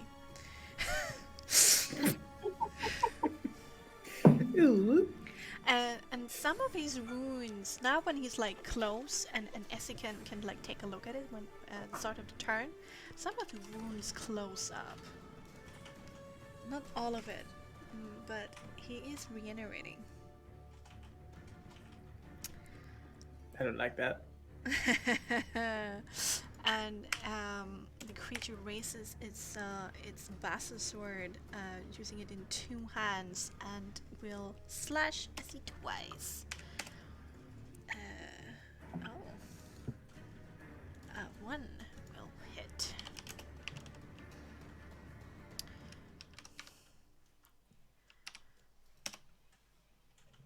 was a bad roll. But it is what it is. As he takes 9 damage. As he's like half health right now. She's looking a little bit worn for wear. But She did get the on. 10 temporary hit points from... Yeah. Oh, you did that? Okay. Counted that in. Otherwise she would be way worse. Okay. And at the end of his turn, he's just gonna be like maneuvering over here, keeping himself in threat range. Illyria, you're out of the paralysis. But you are now frightened of him. But at the end of each of your turns, you can make a saving throw against that frighten effect. Okay? Julie? Yeah. It just means you can't move closer, right? Yeah, I can't move closer. Yeah. Okay, Aspida. What we still call a worse pickle. Oh lord. Okay. Okay, since this one is looking very extra bad, she's gonna attack that one first. Alright. Roll for an attack. Okay. Yep, rolling for attack. Okay, where is it? Halberd favor. Yeah. You slash this one to this body without a head to bits. Let's see.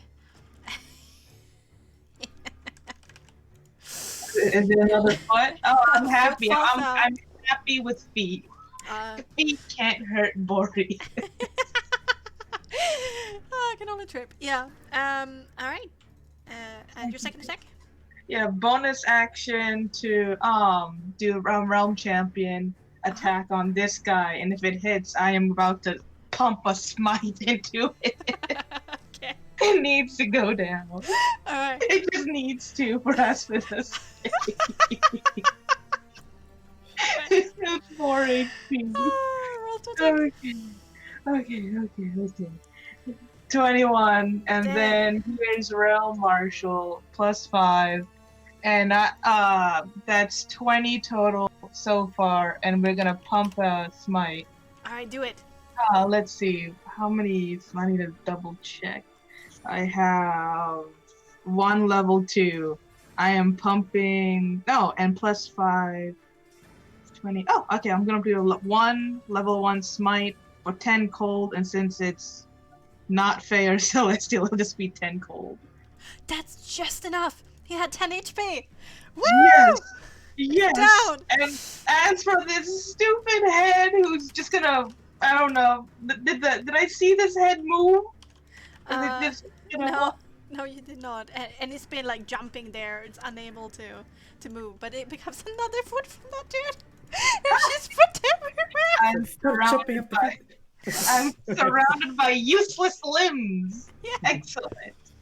And she is going to for now gonna what's it? Can she move in this space, or it'll be difficult terrain?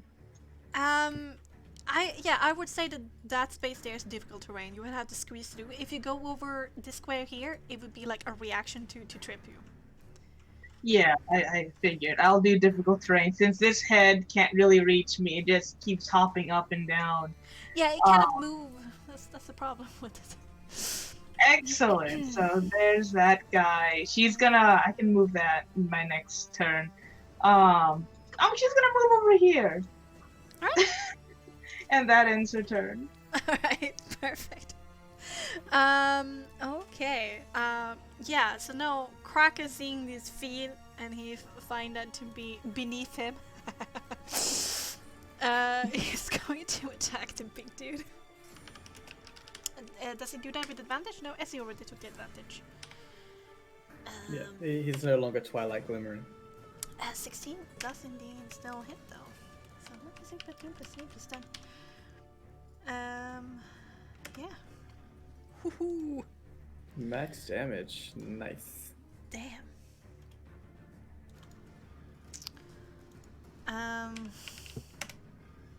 Yeah, that guy is taking some damage. He snarls towards the gnome, and Crocus puts his head down a little bit. Nix. Okay.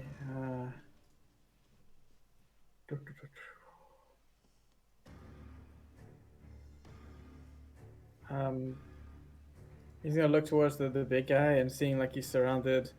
Well, as he's got him, and like, keep going, Izzy. Emilia, come on! And he'll just like throw a sacred flame at him, and maneuver back a little bit more, taking cover, I suppose, from his gaze as he moves. Still like half away, kind of thing. So it will be a.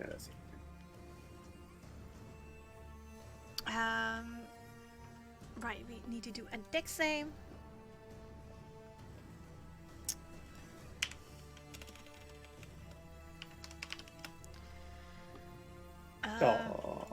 No damage. No damage. Julie?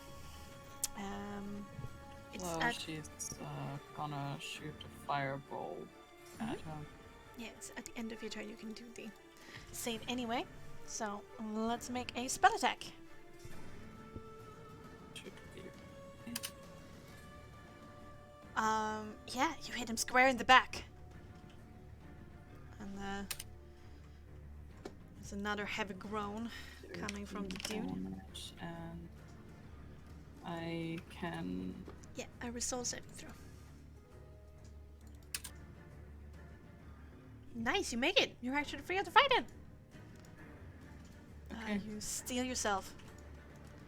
Seeing as your fire dealt damage to it, you think to yourself, I can do this. It's not that scary. Alright. Oh, I'll defeat first. Defeat. That's what I want to do with next save. I'm okay with this. It does not hurt me. Alright. Hopping around.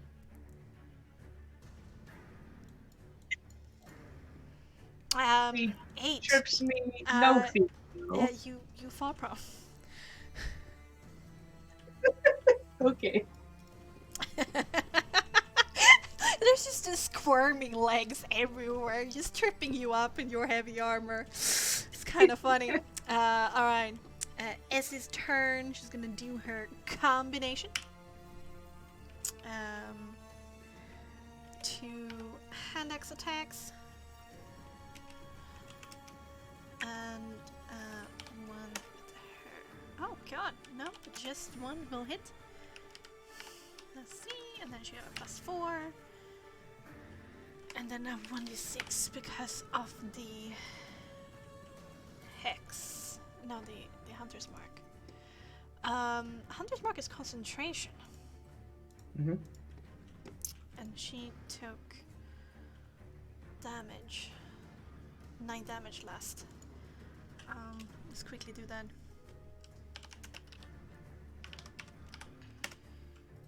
Oh no, she actually loses it. There's no more Hunter's Mark. So she only deals that amount of damage. 8. Double now. Okay, as a bad. She lost concentration, she lost the soul. Swearing to herself. Okay. Then it is the dude's turn. Some of his wounds regenerate. And yeah, he's still accosted by this angry tiefling. So he will make 2 attacks. Oh, both hits. Oh, this is going to hurt.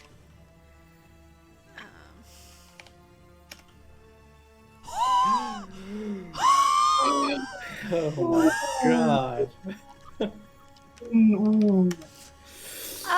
Essie has 4 hit points right now. Cool shit. Oh, she went from high to low. Oh no. Wow. Yeah, there's 2 large slashes coming down upon Essie, and she shrieks in pain, and Nix, you can see like sweat coming down her forehead and her grip shaking slightly, and her expression is not as confident anymore. Alright, Aspida, stand up. Yeah, you got it. Alright, that's 3 movement. Okay, that's 3 movement. She sort of, let's see. Oh man, so little. She can. Ooh, Asphida's at 4, Essie's at 4. Alright. So, I have a question, DM. If say dirt got like really packed into this boy's eyes, what would happen? Like dirt got just a whole spray of dirt on him. He might become blinded? Question mark? Okay, I like that. I like the sound of that. So as for the hobbling over here, sees poor Essie. Let me just make sure I counted right. All right, that's 4 meters away. Yeah, right. Yeah. Otherwise, I would say disadvantage. Yeah. So you Yes. basically, it still would be a pretty high. I would give him bonus to his AC here because you're specifically aiming for the eyes, right? Yes. Yeah. So what I am going to do is cast Mold Earth. Oh. To make a 1 meter cube beneath him, like where his like foot just kind of like shift away, and hoping that 1 meter cube foot of dirt goes right into his eyes. Okay. Yes, it's all up to you. It's all there's no like dust here. So you will have to like it's a throw rather than like dust like whipping up. Can you like throw dirt with mold earth? Yeah, so if the dirt or stone target is on the ground, you can. Oh wait, no, that's the wrong bit of it. If you target an area of loose earth, you can instantaneously excavate it, move it along the ground, and deposit it up to 1 meter away. The movement doesn't have enough force to cause damage. Right, but you move it along the ground and you deposit it up to 1 meters away. So it won't really fly it. But however, you can reach down and grab like some icky swampy dirt, and you can attempt to throw it at him. Yes, I will. This will be Dex. Excellent. No time to play in the mud. I can play in the mud. That's all she can do at this stage. Okay. Dex, with spell. Okay, let's see here.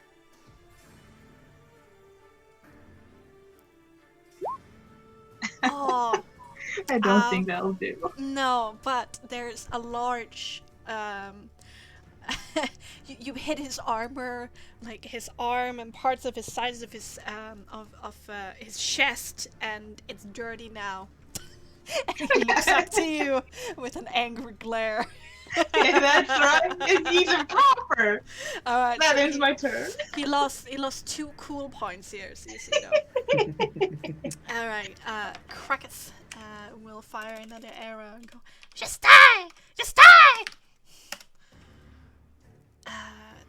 That's not enough. He misses. Sadness. Nix. I guess seeing that massive attack, he's gonna freak out and go, okay, maneuver yourself, we can outflank him, and he will look so awesome at doing this. He will cast once more his protective pump for movement and 10 temporary hit points to everyone. So half movement speed. Yeah. Essie would be like, hey! That guy hits hard! Illyria is gonna finally run forward. Alright, that's your bonus action. What do you want to do as your main action? you will look towards him and God, that's be interesting. His soul mark will glow and say, "You haven't got the best of us yet." And a little glowing ball of golden energy will appear in his hand, and he'll just like throw one, but it's like heightened, a second level spell. As a lance of golden energy hits, goes his way. Nice.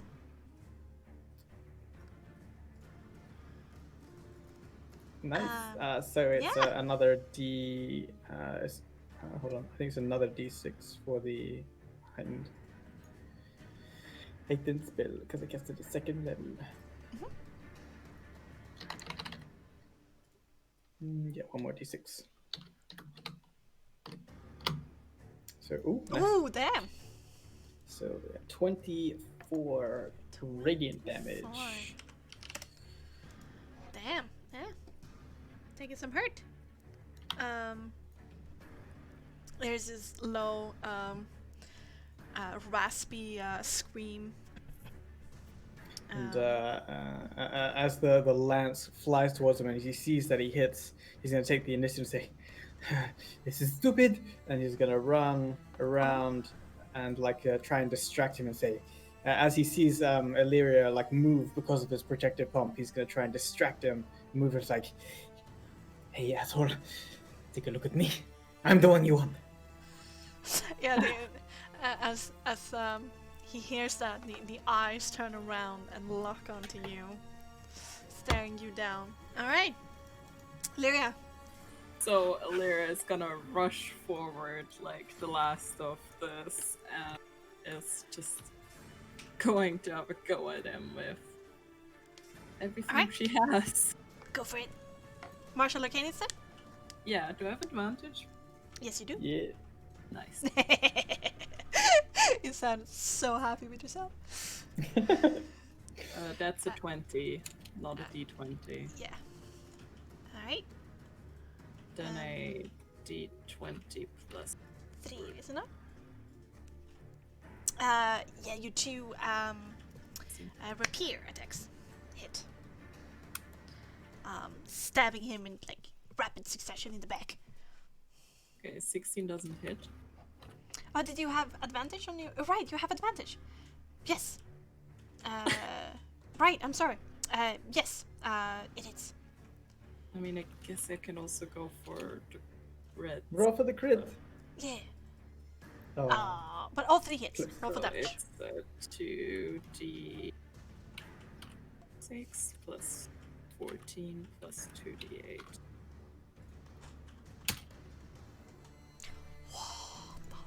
Okay, that's a lot. You're dealing a lot good damage here. It's starting to look rough. There's a panting going on.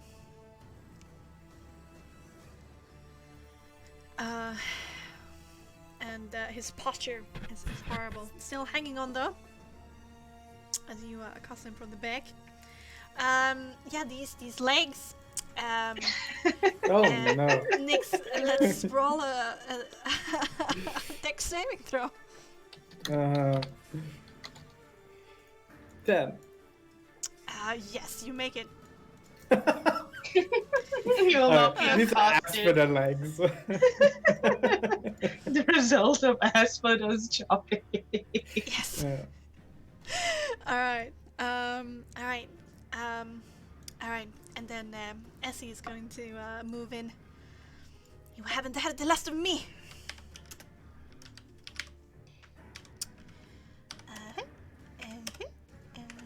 Oh yes. Damn. Yeah. Be another Essie. coup de grace moment. Oh yeah, this she is going to take this. I am very sure. Yeah, because that was a crit, so that becomes a 2d6 plus 3, and then she has a 1d6 plus 4, and then she has a 4 extra damage because of undead plus 4 to attack, so that my becomes God. 12. Yeah, she comes forward with a combo attack, and it ends with her chopping off the guy's head with her silvered axe, and it falls to the ground, and the body slumps down silent as the yellow lights of the creature dims down.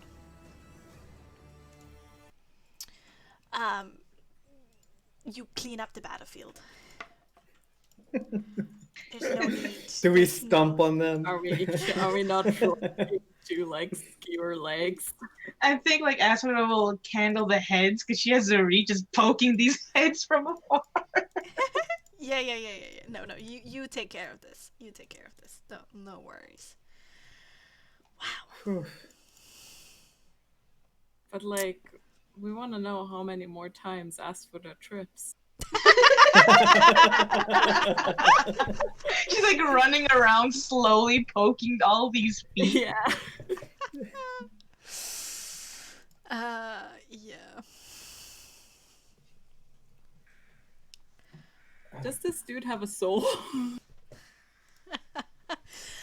Well, I mean, if Essie wants it, she killed him. Well, you Do zombies have souls? you helped me quite a lot. I did nothing for quite a while because I, quite frankly, couldn't. But there was something unnerving in his eyes. Don't you agree? There was.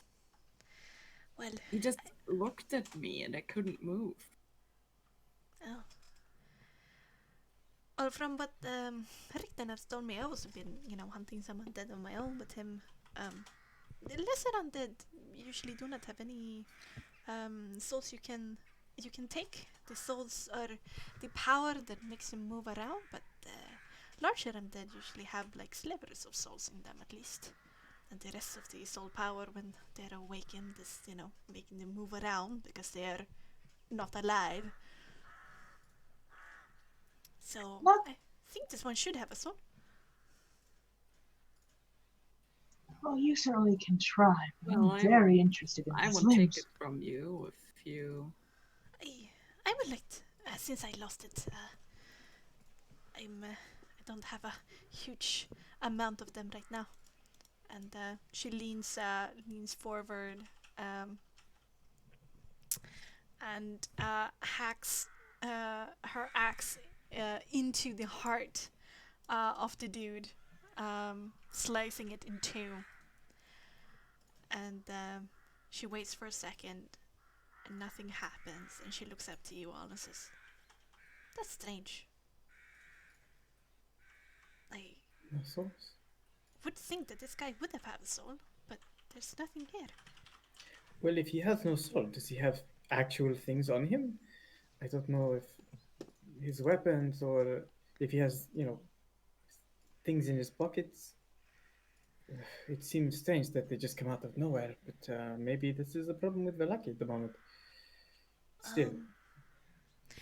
She rummages through his possessions, and there's a tattered and hurt chainmail that's now has only 12 AC plus dex. There is a Bassus sword. It is rusty, or I shouldn't say rusty, but rustic. It's seen time and fair share of battle. It should have been cleaned and maybe sharpened, but it works. Crude. It's quite crude. In his pocket, there's actually gold. There's some gold coins. 7. And he's also wearing a necklace. I'll add the gold to the party funds. A silver necklace that is in the form of a stylized dragon from the front.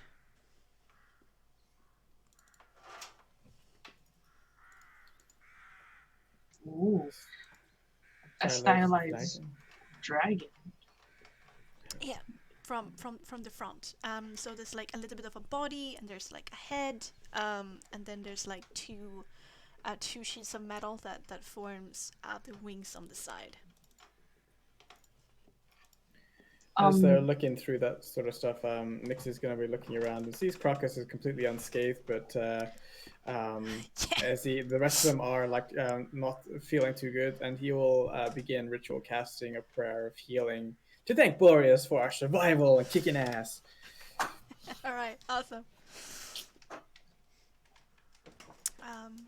You do that. Asvada, you were about to say something. Yes. With that stylized dragon on the front, would she happen like to recognize it at all?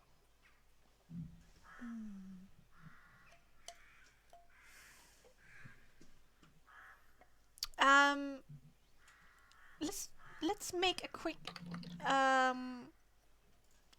a quick cunning check here with advantage. Okie doke. Cunning check. With advantage, you say? With advantage.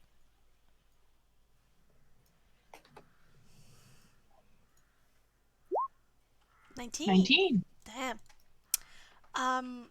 Yeah.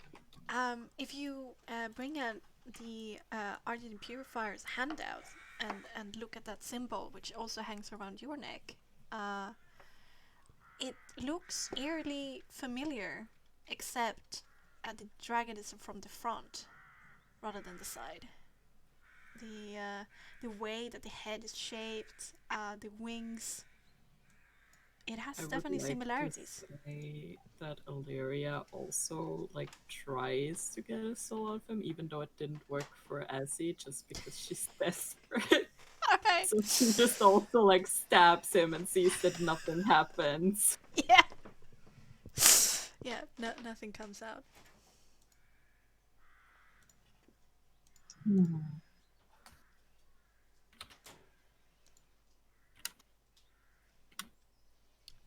What are you looking at the big dragon woman? Three ones. Okay. She looks, she kind of like pretty much rips the pendant off this one's neck, and kind of shows it side by side to one of her own of the Argent purifiers, and she says, "These are eerily similar. I only know my own, but to find one of a similar design, though looking forward, is quite unsettling as well as peculiar." I wonder who this guy was. Wait, can I take a look at that? Yes. And she hands her the wait, which one? Hers or the guy's? Well, I can take both. I will give them back, I promise. And she gives you a wink. Well, very well then. She hands them both. Alright. She takes a look at it, staring at it, and she whispers to herself, a silver dragon.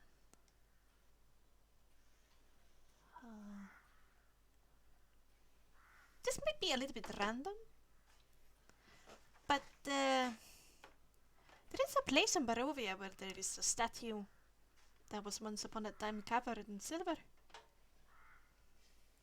Of a Is dragon. that so? Aye. South of Valaki. That might be worth a visit if we have the time. Indeed. Though our priorities are further towards Valaki, it does correspond quite nicely. It's kind of weathered, very old, and there is this manor or fortress behind it that growing up in the Valaki camp we were told to not come close. It's apparently filled with ghosts. Ghosts, you say? Can it be any worse than the rest of this place? no offense, and she just sort of looks to both Nyx and Nyx is kind of ritual casting. He didn't quite hear you. It's fine. Well, usually we aren't, as Vistani, we aren't really targeted by Strahd to begin with. Having an undead army such as this attack a camp is not normal. It might happen, but it's not normal. Not, at least not for me. I've always been traveling around this land feeling somewhat safe. No longer. I think anything that happened to us since we left the castle is really normal.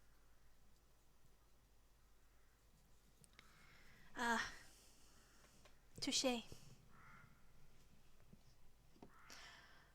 Are both of these pendants silver?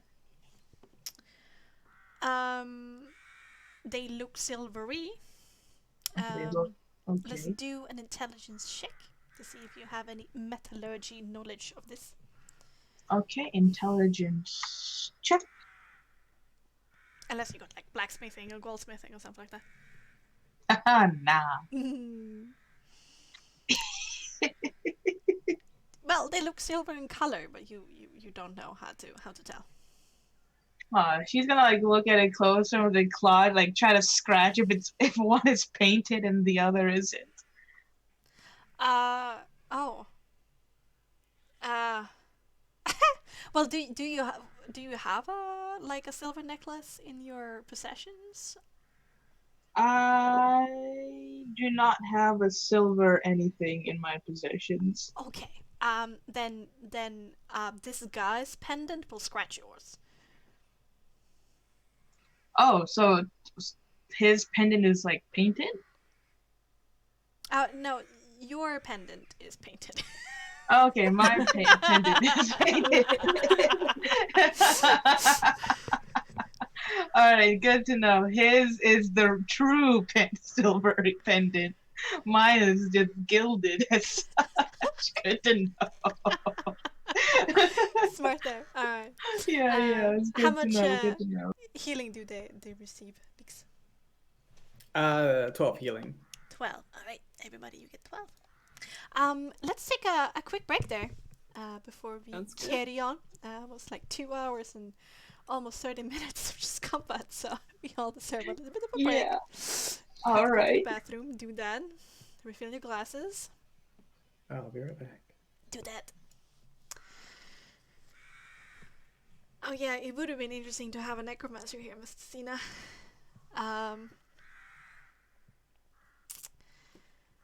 That would have been a happy time for a necromancer. If Illyria dies, I can be a grumpy necromancer. It's fine. Kateron! Hello, welcome! That's gonna be my backup character now. I'm gonna bring Arthur into this, the poor man. We're just having a break. We just finished a long combat with a bunch of zombies and a big zombie guy. So we're just on a 2-minute break till we continue. We're 1 player down tonight. But since we're having a lot of combat, it's fine. And if you're wondering what's wrong with me, is that my one of my eyes have a bursted blood vessel. She's starting to show her true form. Don't believe the word she says. Yeah, like look at this, Kateron. I can actually do this. Isn't it kind of freaky? It's very freaky, isn't it? It's very freaky. It reminds me of like, you know, how in some like MMOs and stuff you have like really like a lot of freedom in character creation, then you have a bunch of people like running around with all sorts of different colored like eyeballs. And you can like decide which like to have eyes of different color as well. Yeah. I feel like whenever time I look at myself in the mirror, I feel like an anime character or something like that. I know, right? It's so strange. Like Togia Ghoul or Sagi or Kakashi.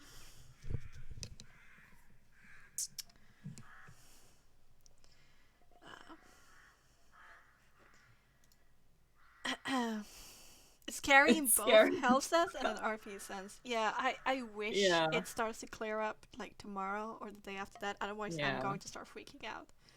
Yeah, I mean, I hope it gets better, but But it's not the whole eye. It's just the front of it. Because if I turn the eye, there's some white spots. It just happens to be just in front. No, I'm that's sure eye. it's But gonna that be has the same fine. from time to time. Okay. All right, then good. Then, whew, I know I'm not in danger. For now, you can just embrace the look. Yeah, I'm trying just to have fun with it. I'll be right back. Okay. Let's put on some soft piano here.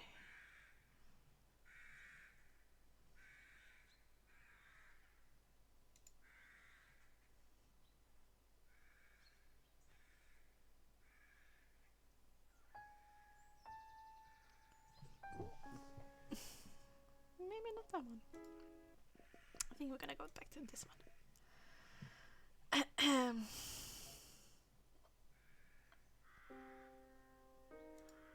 But that was a long combat, but it was a really fun combat. It was a lot of zomboys to roll, and I had 2 NPCs on the map as well. You know, one of my players that I have an NPC, and then the NPC is traveling with the party. Whew. Some people get it really fast if they get mad or tilted. I think it was a combination of getting something in my eye and then having aspirin, which is a blood thinner. I think it was a combination of those two. Sorry for not being too active. I was playing some ESO. What is ESO? I don't know what that is. Elder Is it... Scrolls Online. Oh! We got into that again recently. Ah, I see. I see. I try not to get stuck in MMOs. It's too easy. My MMO choice has always been Guild Wars 2. Welcome back! I never really managed to get into that one, to be honest. It's because of the combat. I never played Elder Scrolls Online, so I don't know how it is. But it's not the kind of Warcraft combat where there's like a universal round. Everything is instant. Elder Scrolls Online is like very much sort of like action thing. Yeah, this one is like hidden turns almost like it's called a global cooldown. Yeah, I hate that. I don't know, I guess that's a soft spot for like those like, you know, sort of like tap targeting, press buttons, and it just MMOs, happens. Yeah. I used to More D&D I at the used moment, to a lot play of D&D. like shitty free to play MMOs, like when I was 10 or so, right? So, and I think WoW was also one of the first ones, even though it wasn't free to play. But I got into it when I convinced my dad to buy me World of Warcraft. Shit. And I was really fascinated by WoW because to me everything was just so cool. And I remember being like so excited when my mage learned how to conjure water, and I don't even remember why. I was just so excited about that for some reason. Chat. Adrian just redeemed my most expensive Frosty Point channel point option, which is called Assemble Your Souls. For 12,500 Frosty Points, you can have a combat in Frostmark with yourself and up to 3 other people against creatures of your choice with characters of your choice. So I guess we were going to have another combat encounter with Adrian. But it's really good. It's fun for you guys, and it's combat testing for me. And people who haven't tried to do a Frostmark character, it's an excellent opportunity to try and try to make one. Yes, now you all must appease me if you wish to be invited onto my team. Appease the god. Bribe the Adrian. I'm currently trying to get into my Twitch account. but It's okay. it was a Draenei mage, I think, All right. who answered Let's that. carry on. So you'll gain 14 hit points. 12. 12. 12. Yes. And you breathe for a while, listen to the forest, but you don't hear any other threats. And then eventually you settle down. Maybe you moved some zombies away from camp. It's not, quite nice to like Oh, for sit sure, yeah. to sleep Yeah, with them yeah. like a few meters away from you. So you cleared it up. Maybe you make a big fire. Mm, well, it's gonna stink, but Oh, you just dump them a little bit away from camp. yeah, I suppose so. Cause it's dark, right? Yeah, you were sitting down for the night. Um, when you were attacked, you just like made up camp and just eaten and were like talking about who was gonna take watch when you were attacked. Mm. I suppose everyone will help just like move the bodies away from camp and then come back, and Nyx will like flop down onto like the loggy stump or whatever Mm-hmm. root. I just look up at everyone and say, "Well, that was bracing." Ah, yes. Certainly exciting. Exciting. You don't look so great, Aswata. I saw you earlier. If it wasn't for some I was wonderful sarcastic. moments. Oh, sarcastic. It's hard to tell when you are sarcastic, Aswata. Maybe it's the lack of eyebrows? Yes, and, well, smiling is quite difficult. Different muscles and all that. Sure. We can work on it though. The tone of voice, inflections, things like this. You can do inflections, yes? I believe so. Give me an inflection. Come on. Well, what would you want me to say and in what tone? What inflection are you aiming for? Give me your most excited but happy, elated, if you will. Say, we won the day. We won the day. Got it. Nice. Okay. You did a good job. Maybe we can work on this every so often. I think you could be a little bit better. Maybe I feel that there's much passion within you, like a story to be told, but it's coming out as a little bit well, monotone. I see.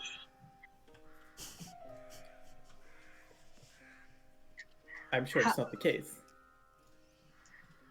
well, it is as my father said, those outside looking in, tend to see things that others can, and vice versa. I don't Oh. think you'd want to know the other half of it. Well, I mean, we have fought together side by side for a time now. I know I have done some pretty awful things to keep you here, Awful things, such as... but bringing you to Barovia for one. Well, But, it's certainly not your fault. That was more of a command, a note. You took it upon yourself. It's not your fault. Were you the one who sent out the request for our presents? well, no. But So I it's was not the your one fault. that. Thank you, Asuda. It is kind of you to say. Of course. Didn't know, right? I didn't know what. That we would be trapped here, so how is anything your fault? Because It didn't have to be me. I was just the arrogant one who thought I could do this task and bring you both into Barovia. I Then didn't know somebody what was else would happening. have brought us here. We would be here regardless. The only time we wouldn't is if we declined the request to come here. I didn't think about it this way. I just thought it was my fault.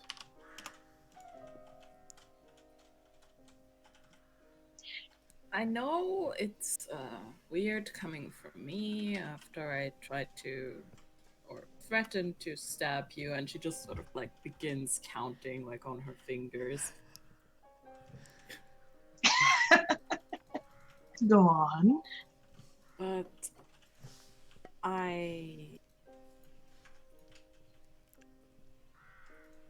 don't hate you or anything. That's good to know. I am deserving of your hate, I'm sure. Deserving. Why? You know what has piqued my curiosity about you, Nyx? Honestly, I have no idea. Of course you wouldn't. Otherwise I wouldn't be asking. Right, this is where the inflections might help. Perhaps it would. But tell me, why are you so self-critical of yourself? I'm not self-critical. Sure you are. You first put the blame on yourself more than anybody else here.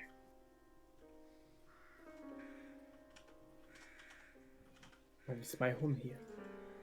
As much as you both despise it, all of you despise the weather, it is all I know. It is difficult to criticize one's home. Honestly, at this point, it's not as much the weather as it is the evil vampire overlord, but Sure. Yeah, whichever you choose to focus on. But you do like to focus on yourself, more than just your looks. Everybody points their swords away from you. But when you are given the sword, you'd rather cut yourself up instead. Nobody's making you. Nobody is threatening you. Outside of Illyria, in a more wanton behavior. But never does her blade cut you. Only you do that to yourself. Wow, this is some deep stuff, Dragon Lady. All right. Her words cut deeper than the steel that she wields. You should go and talk to some Vistani kids over at the Valaki camp. Oh, I have. Who was it? The one who leads it now. And she kind of puts quotation marks, leads it now. The Valaki camp is the brothers Luvash and Arigal.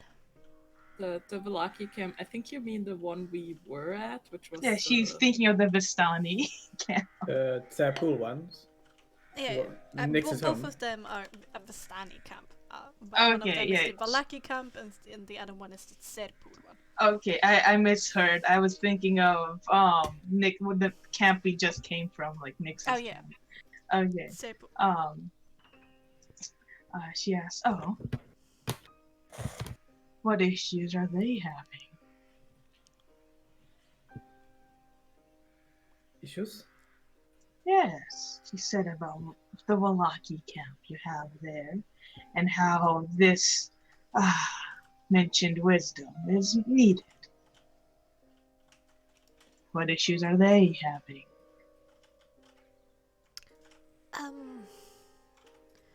Well, I have been gone for quite a few weeks this time, and I don't know.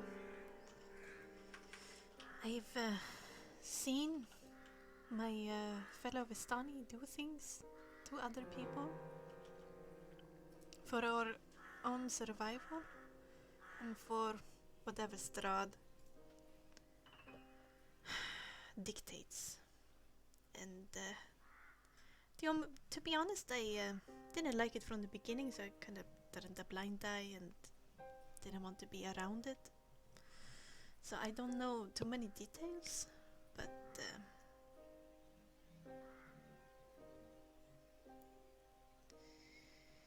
I see. it's a cruel world when you peer behind the curtain. Behind the drinking, the feasting, the hospitality, there's usually always a ulterior motive. So much fucking drama too. Ah, true. And so much drama when it comes to sex life too. Like at one point, Ven and Bela are together, and then another time is another couple, and then the jealousy, and oh my god. Right? I mean, everyone is so damn clingy there. Yeah, and I don't know if it's such a good idea to not have like. I kind of want to know who my parents are so I could lean on them, but nobody claims parenthood in the Vistani. So it's hard to know who you can truly trust, except for your siblings. And Nix has always been my brother, at least to me. And how do you Vistani deal with responsibility?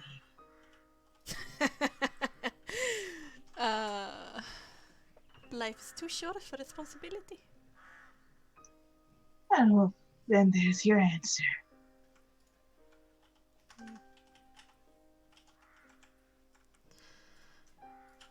Yeah, it's funny. I'm sorry, but how long do you folk live?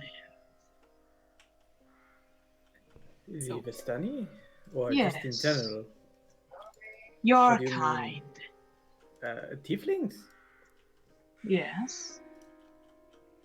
Well, same as most humanoids, I suppose. I mean, it varies. If you have a gargoyle inside you, perhaps less, but...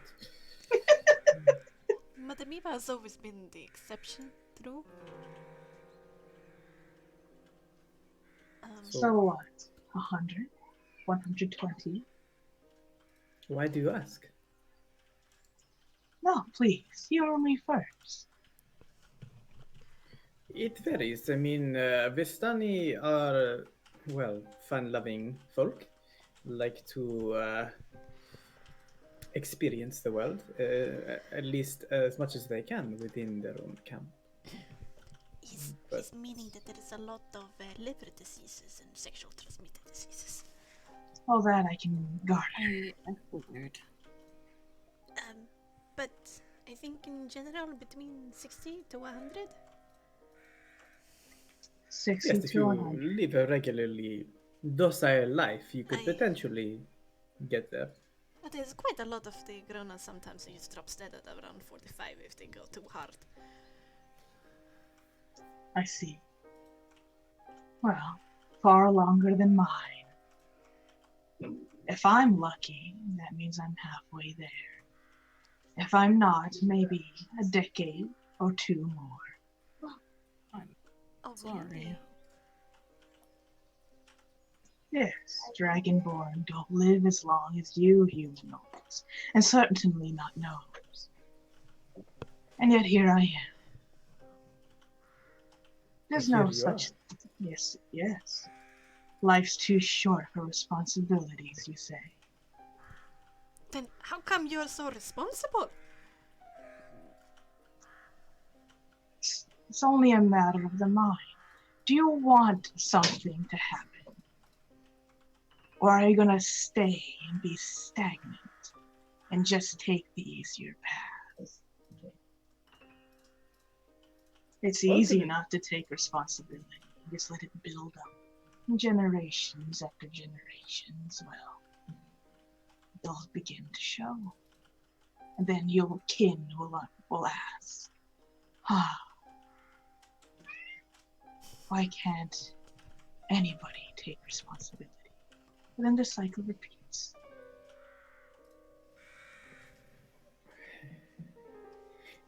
It only takes one of your kind, to stop it. Only one. To stop what? Yes. Support. Take responsibility for your actions. If you despise this, she kind of gestures her hand, wanton sexual escapades. Maybe live a bit longer due to, and then she gestures both the groin region. Well, perhaps things could turn out a bit differently. It's not that simple, Sarasvada. Why isn't it? Our connection to Strahd. The night, the dark, the selfish. It's in our blood. It's in our soul. It's in your blood to go fuck around. It's more a culture, I suppose, Sarasvada. It's not like... We come from two very different places, you and I. That we do. Barovia doesn't have much in the ways of sunlight, so we have to make our own sunlight. And then when night falls or the dawn comes, I think that most Vistani are, trying to take responsibility over their lives by not taking responsibility of anybody else's life than their own, because that find it to be rude. I guess this is quite a self-serving kind of mindset, but we do not make any assumptions that we have any power or right to decide anything for you. That's why we travel around and live off the land and live off the town and create our trinkets, trade our trinkets, and entertain. of course, I certainly don't have a hand in controlling your life. I can only say and speak and use words that whose impact is all dependent on your own. I have no will for it. But if by chance you wish to have next of kin, and that kin to be or act a little bit differently, something better for yourself, well, it's up to you to decide how that goes. Are you talking about us or yourself now? I'm much too old to have children. I only have my brother. You have a brother too? Yes, I do. I'm sure he's doing well. And hopefully far away from here? I've made sure of it. But that's all my input on it. Kids are rowdy. But whatever you do, they're sure to mimic and make options for themselves based on it. That is all.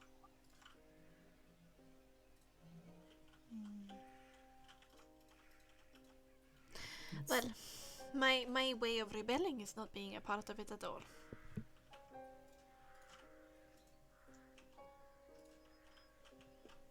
I'm with the Vistani way is a way. It is not the way. It is a Barovian staple. It has existed for many years. But with all cultures, I believe, they have their own quirks and certain rituals, as I'm sure your people do. I don't know. I've never met another Dragonborn, so I am taking this all, in my own stride. And I hope you don't mind when I write down these small pieces of information. But cultures are what they are, and it is difficult for an outsider looking in sometimes to truly grasp the reasons why that culture does what it does. It is almost indoctrinated, one could say. Now, Gezi and myself are probably um, the outliers of such a culture. We never really got on with that sort of ritualistic culture, and as you saw at Sepul, that external perspective isn't exactly, smooth. You see, like, oh, there goes my phone. You see, like, a very, like the very, like, edges of her, like, lips, where you could, at least you can, like, call it, the cheeks of any lizard, Yeah, yeah. kind of, like, turn upwards just slightly. As she, like, chuckles and says, "There. You said it earlier. The Vistani way is just a way, but not the way. That's all you really need. Because you would be surprised how some people, with their cultures, think that it's the only option. As long as you realize that it's not."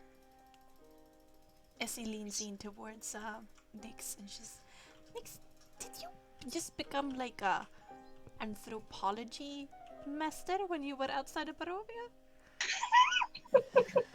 I wouldn't say so much as I enjoyed my time out there. To be fair, it's mostly Krakus's wisdom that's coming through here. I'm just pretty much parroting what he says. Yeah, I taught him everything! Illyria looks slightly concerned. Krakus, he's a smart boy. Far smarter than I am, so, Well, I rub yeah. off on him, he rubs off on me, but not in a, overly too close way. Ah, yes. Unfortunately, that wisdom about old ladies, pies, and hags came much too late. Right? It could have been like a little bit earlier, Krakus. Should have listened to me. I'm pretty sure Krakus brought it up when we first met her. And you should start. I know, but he just mentions hags so often that it's kind of like, everything. Like that tree over there could be a hag. Like he dives down like behind the log that you're sitting on with his little nose out and says, "There are hags everywhere." See what I mean? So how to like really split it up when this is the only time he's right. So I mean 99% of the other times, I mean you just go with the probability, but I'm listening to him a little bit more now. Did you crave any pie lately? A while back I did, but I was feeling different back then. I recall not feeling all that happy, but I'm fine now. I mean, I think I only had a couple of pieces, so certainly not an addiction like those parents must have had. They must have had pie for a long time. I just wanted to make sure. He's acting differently. He's not sad anymore. He's a vampire. And this is gonna bonk him on the head. Like, It's just a vampire, but no!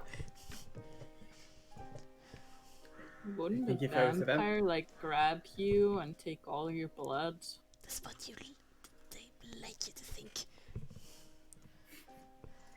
wait a second, Krakus. I mean, if you want to be a vampire lord, as you were so eloquently putting the other night, if I'm already a vampire, I could make you a vampire. And he like gives this toothy, like sharp toothy grin.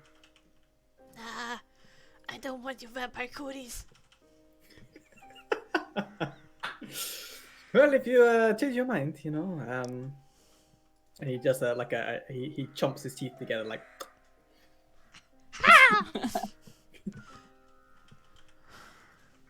Alright. At least when. Oh, I'm sorry. Go on. No, I was about to transition, but if you still want to continue the conversation, you go. No, it's all good. It's all good. Are you sure? Take the opportunity to roleplay if you get it. Okay.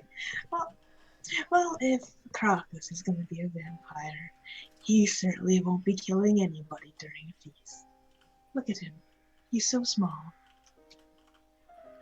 True, he's small, but so are all his people. Hey, don't underestimate me. What? Are you saying you're gonna gorge yourself, drink 2 times more blood than your tiny body can carry? It will last longer. So- Resource efficiency. So, you wish to be a tick? Anyway, you have, back and forth about vampires. Eventually, you start yawning, set up watches, and night goes past with nothing interesting happening. Forest seems calm, and day comes, and you set out on the road again. We're on the road to Viridian City. Oh my god. you know the reference? I wish I didn't. Okay. I just just resetting all my points. That like inspiration, sorcery points, spell slots, goddamn health points. What have I done? And you. Let's bring in the right ambience here. We just go on for just a bit more of ambience as we move to the right place, and then we're going to round off this session. There we go.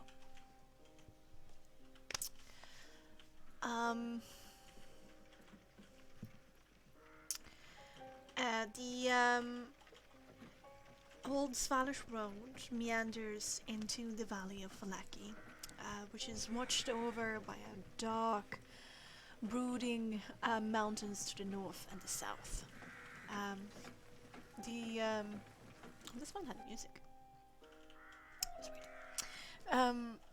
The woods recede, revealing a sullen mountain berg surrounded by a wooden palisade.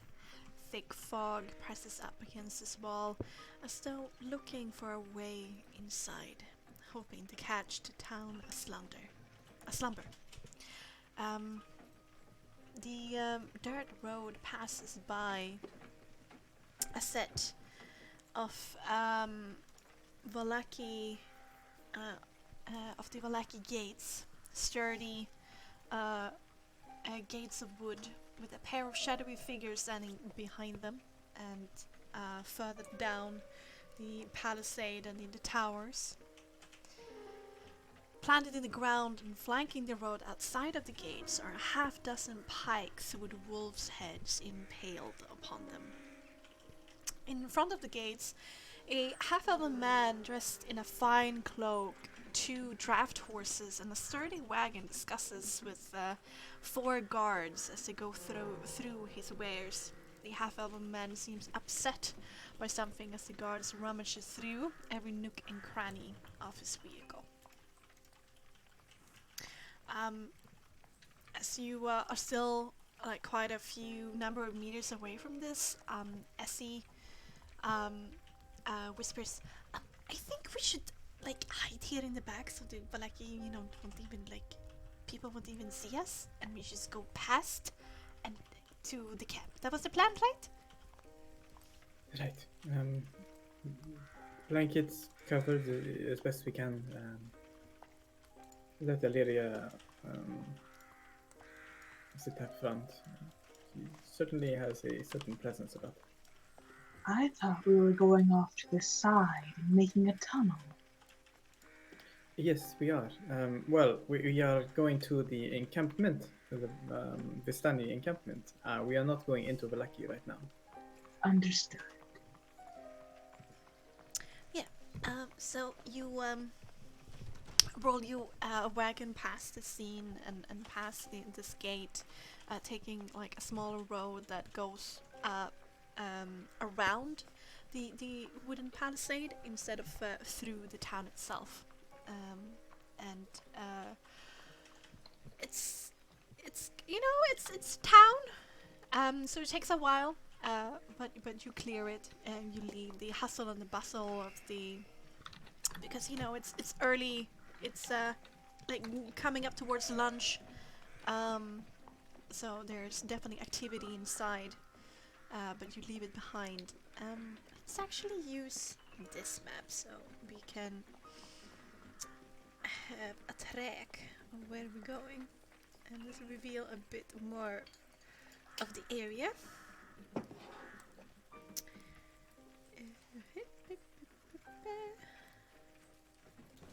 Still like that. Like that.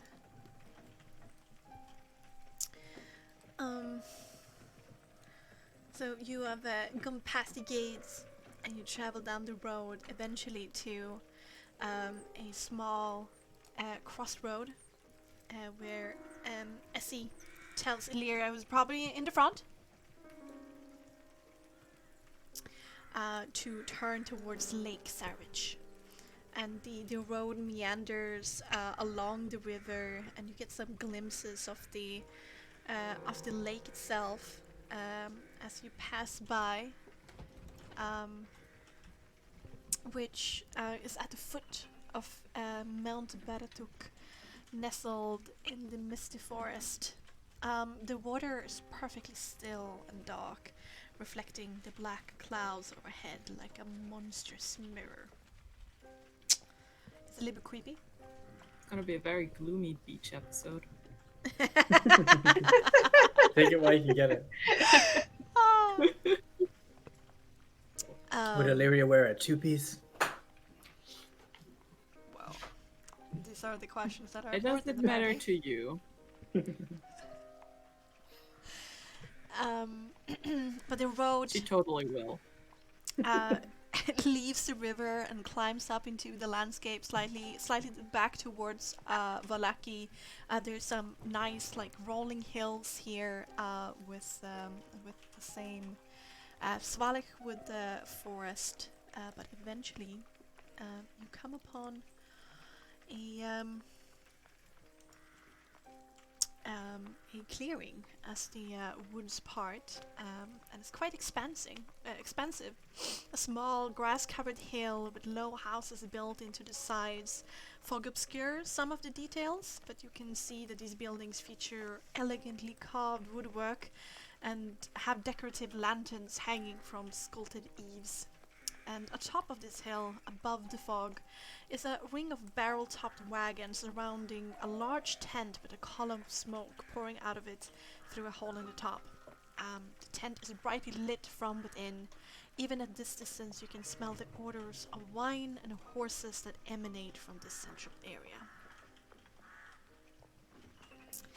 And I think with that, upon coming upon the Vistani camp, we will round up tonight's episode of Curse and Bad Mystery.